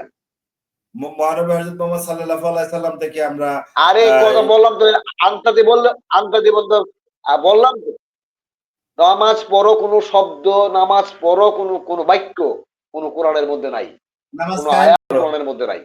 নামাজ পড়ো এই নামাজ কথাটা কায়েম কোরআন। করা আছে। আরে নামাজ পাইলেন কোত্থেকে? নামাজ কায়েম করো, নামাজ কায়েমও কি কোরআনে আছে? বললাম তো আমি, নামাজ কায়েম করে বলে না, তারা বলতে নামাজ পড়ো। নামাজ পড়ো হাদিসে আছে, কথাটা কোনোভাবেই তারা ডাইরেক্ট বলতে পারবে না, ইনডাইরেক্ট হাদিসে কোনোভাবেই আছে। বলতে পারবে না, কোনো জায়গাতেই বলতে পারবে না নামাজ পড়ো। হাদিসেই বলেন আর কোরআনেই বলেন। কোনো হাদিস না, কোরআনের বাহিরে, কোরআনের বিপরীতে কোনো শব্দ, কোরআনের বাহিরে কোনো শব্দ হাদিস সমর্থন করে না। আর ওই হাদিস ঠিক আছে, গুলাই সব সমর্থনযোগ্য, যেগুলা কোরআনের সাথে সাংঘর্ষিক নয়। এই ব্যাপারে কালকেও আপনি একটু এই শুধু এই জেনে দুইটা শব্দ। আসবেন। আমি আমিও একজন আমার এই এরকম, ব্যাপারে জানাই আছে, জি আমার এই জানাই আছে। আপনি কোরআন নামাজ পড়ো এই শব্দ কোনো কোনো কোনো কেউ দেখাইতে পারবে না কোনো জায়গায়। জি, ঠিক আছে, এটা নিয়ে কোনো আগামীকালকে জায়গায় যেতে আপনার আমরা সাথে কথা হবে। একবার সমস্যা। হ্যাঁ, সমস্যা এটা নাই। নিয়ে আগামীকালকে আপনার সঙ্গে কথা হবে, এবং আমি এই রিলেটেড হ্যাঁ, একজনকে রাখার চেষ্টা করব। মানে ধর্মীয় বিষয় নিয়ে কথা বলতে পারে, হ্যাঁ ধর্মীয় বলেন। আলাপ আলোচনা কিংবা হ্যাঁ, আহ, বিশ্লেষণ করতে পারে, এরকম একজনকে রাখার চেষ্টা করব। এখন আপনাকে মানে যে যে প্রশ্নটা করতে চাচ্ছি, সত্যিকারে পরিবর্তন আনতে হ্যাঁ হলে বলেন। আমাদের কোন জায়গা থেকে শুরু করা হ্যাঁ, দরকার? সত- এটা কোন ক্ষেত্রে? এটা করে ওদের আমরা আমাদের লাইফ সমাজের শেষ করব। ক্ষেত্রে, বাংলাদেশের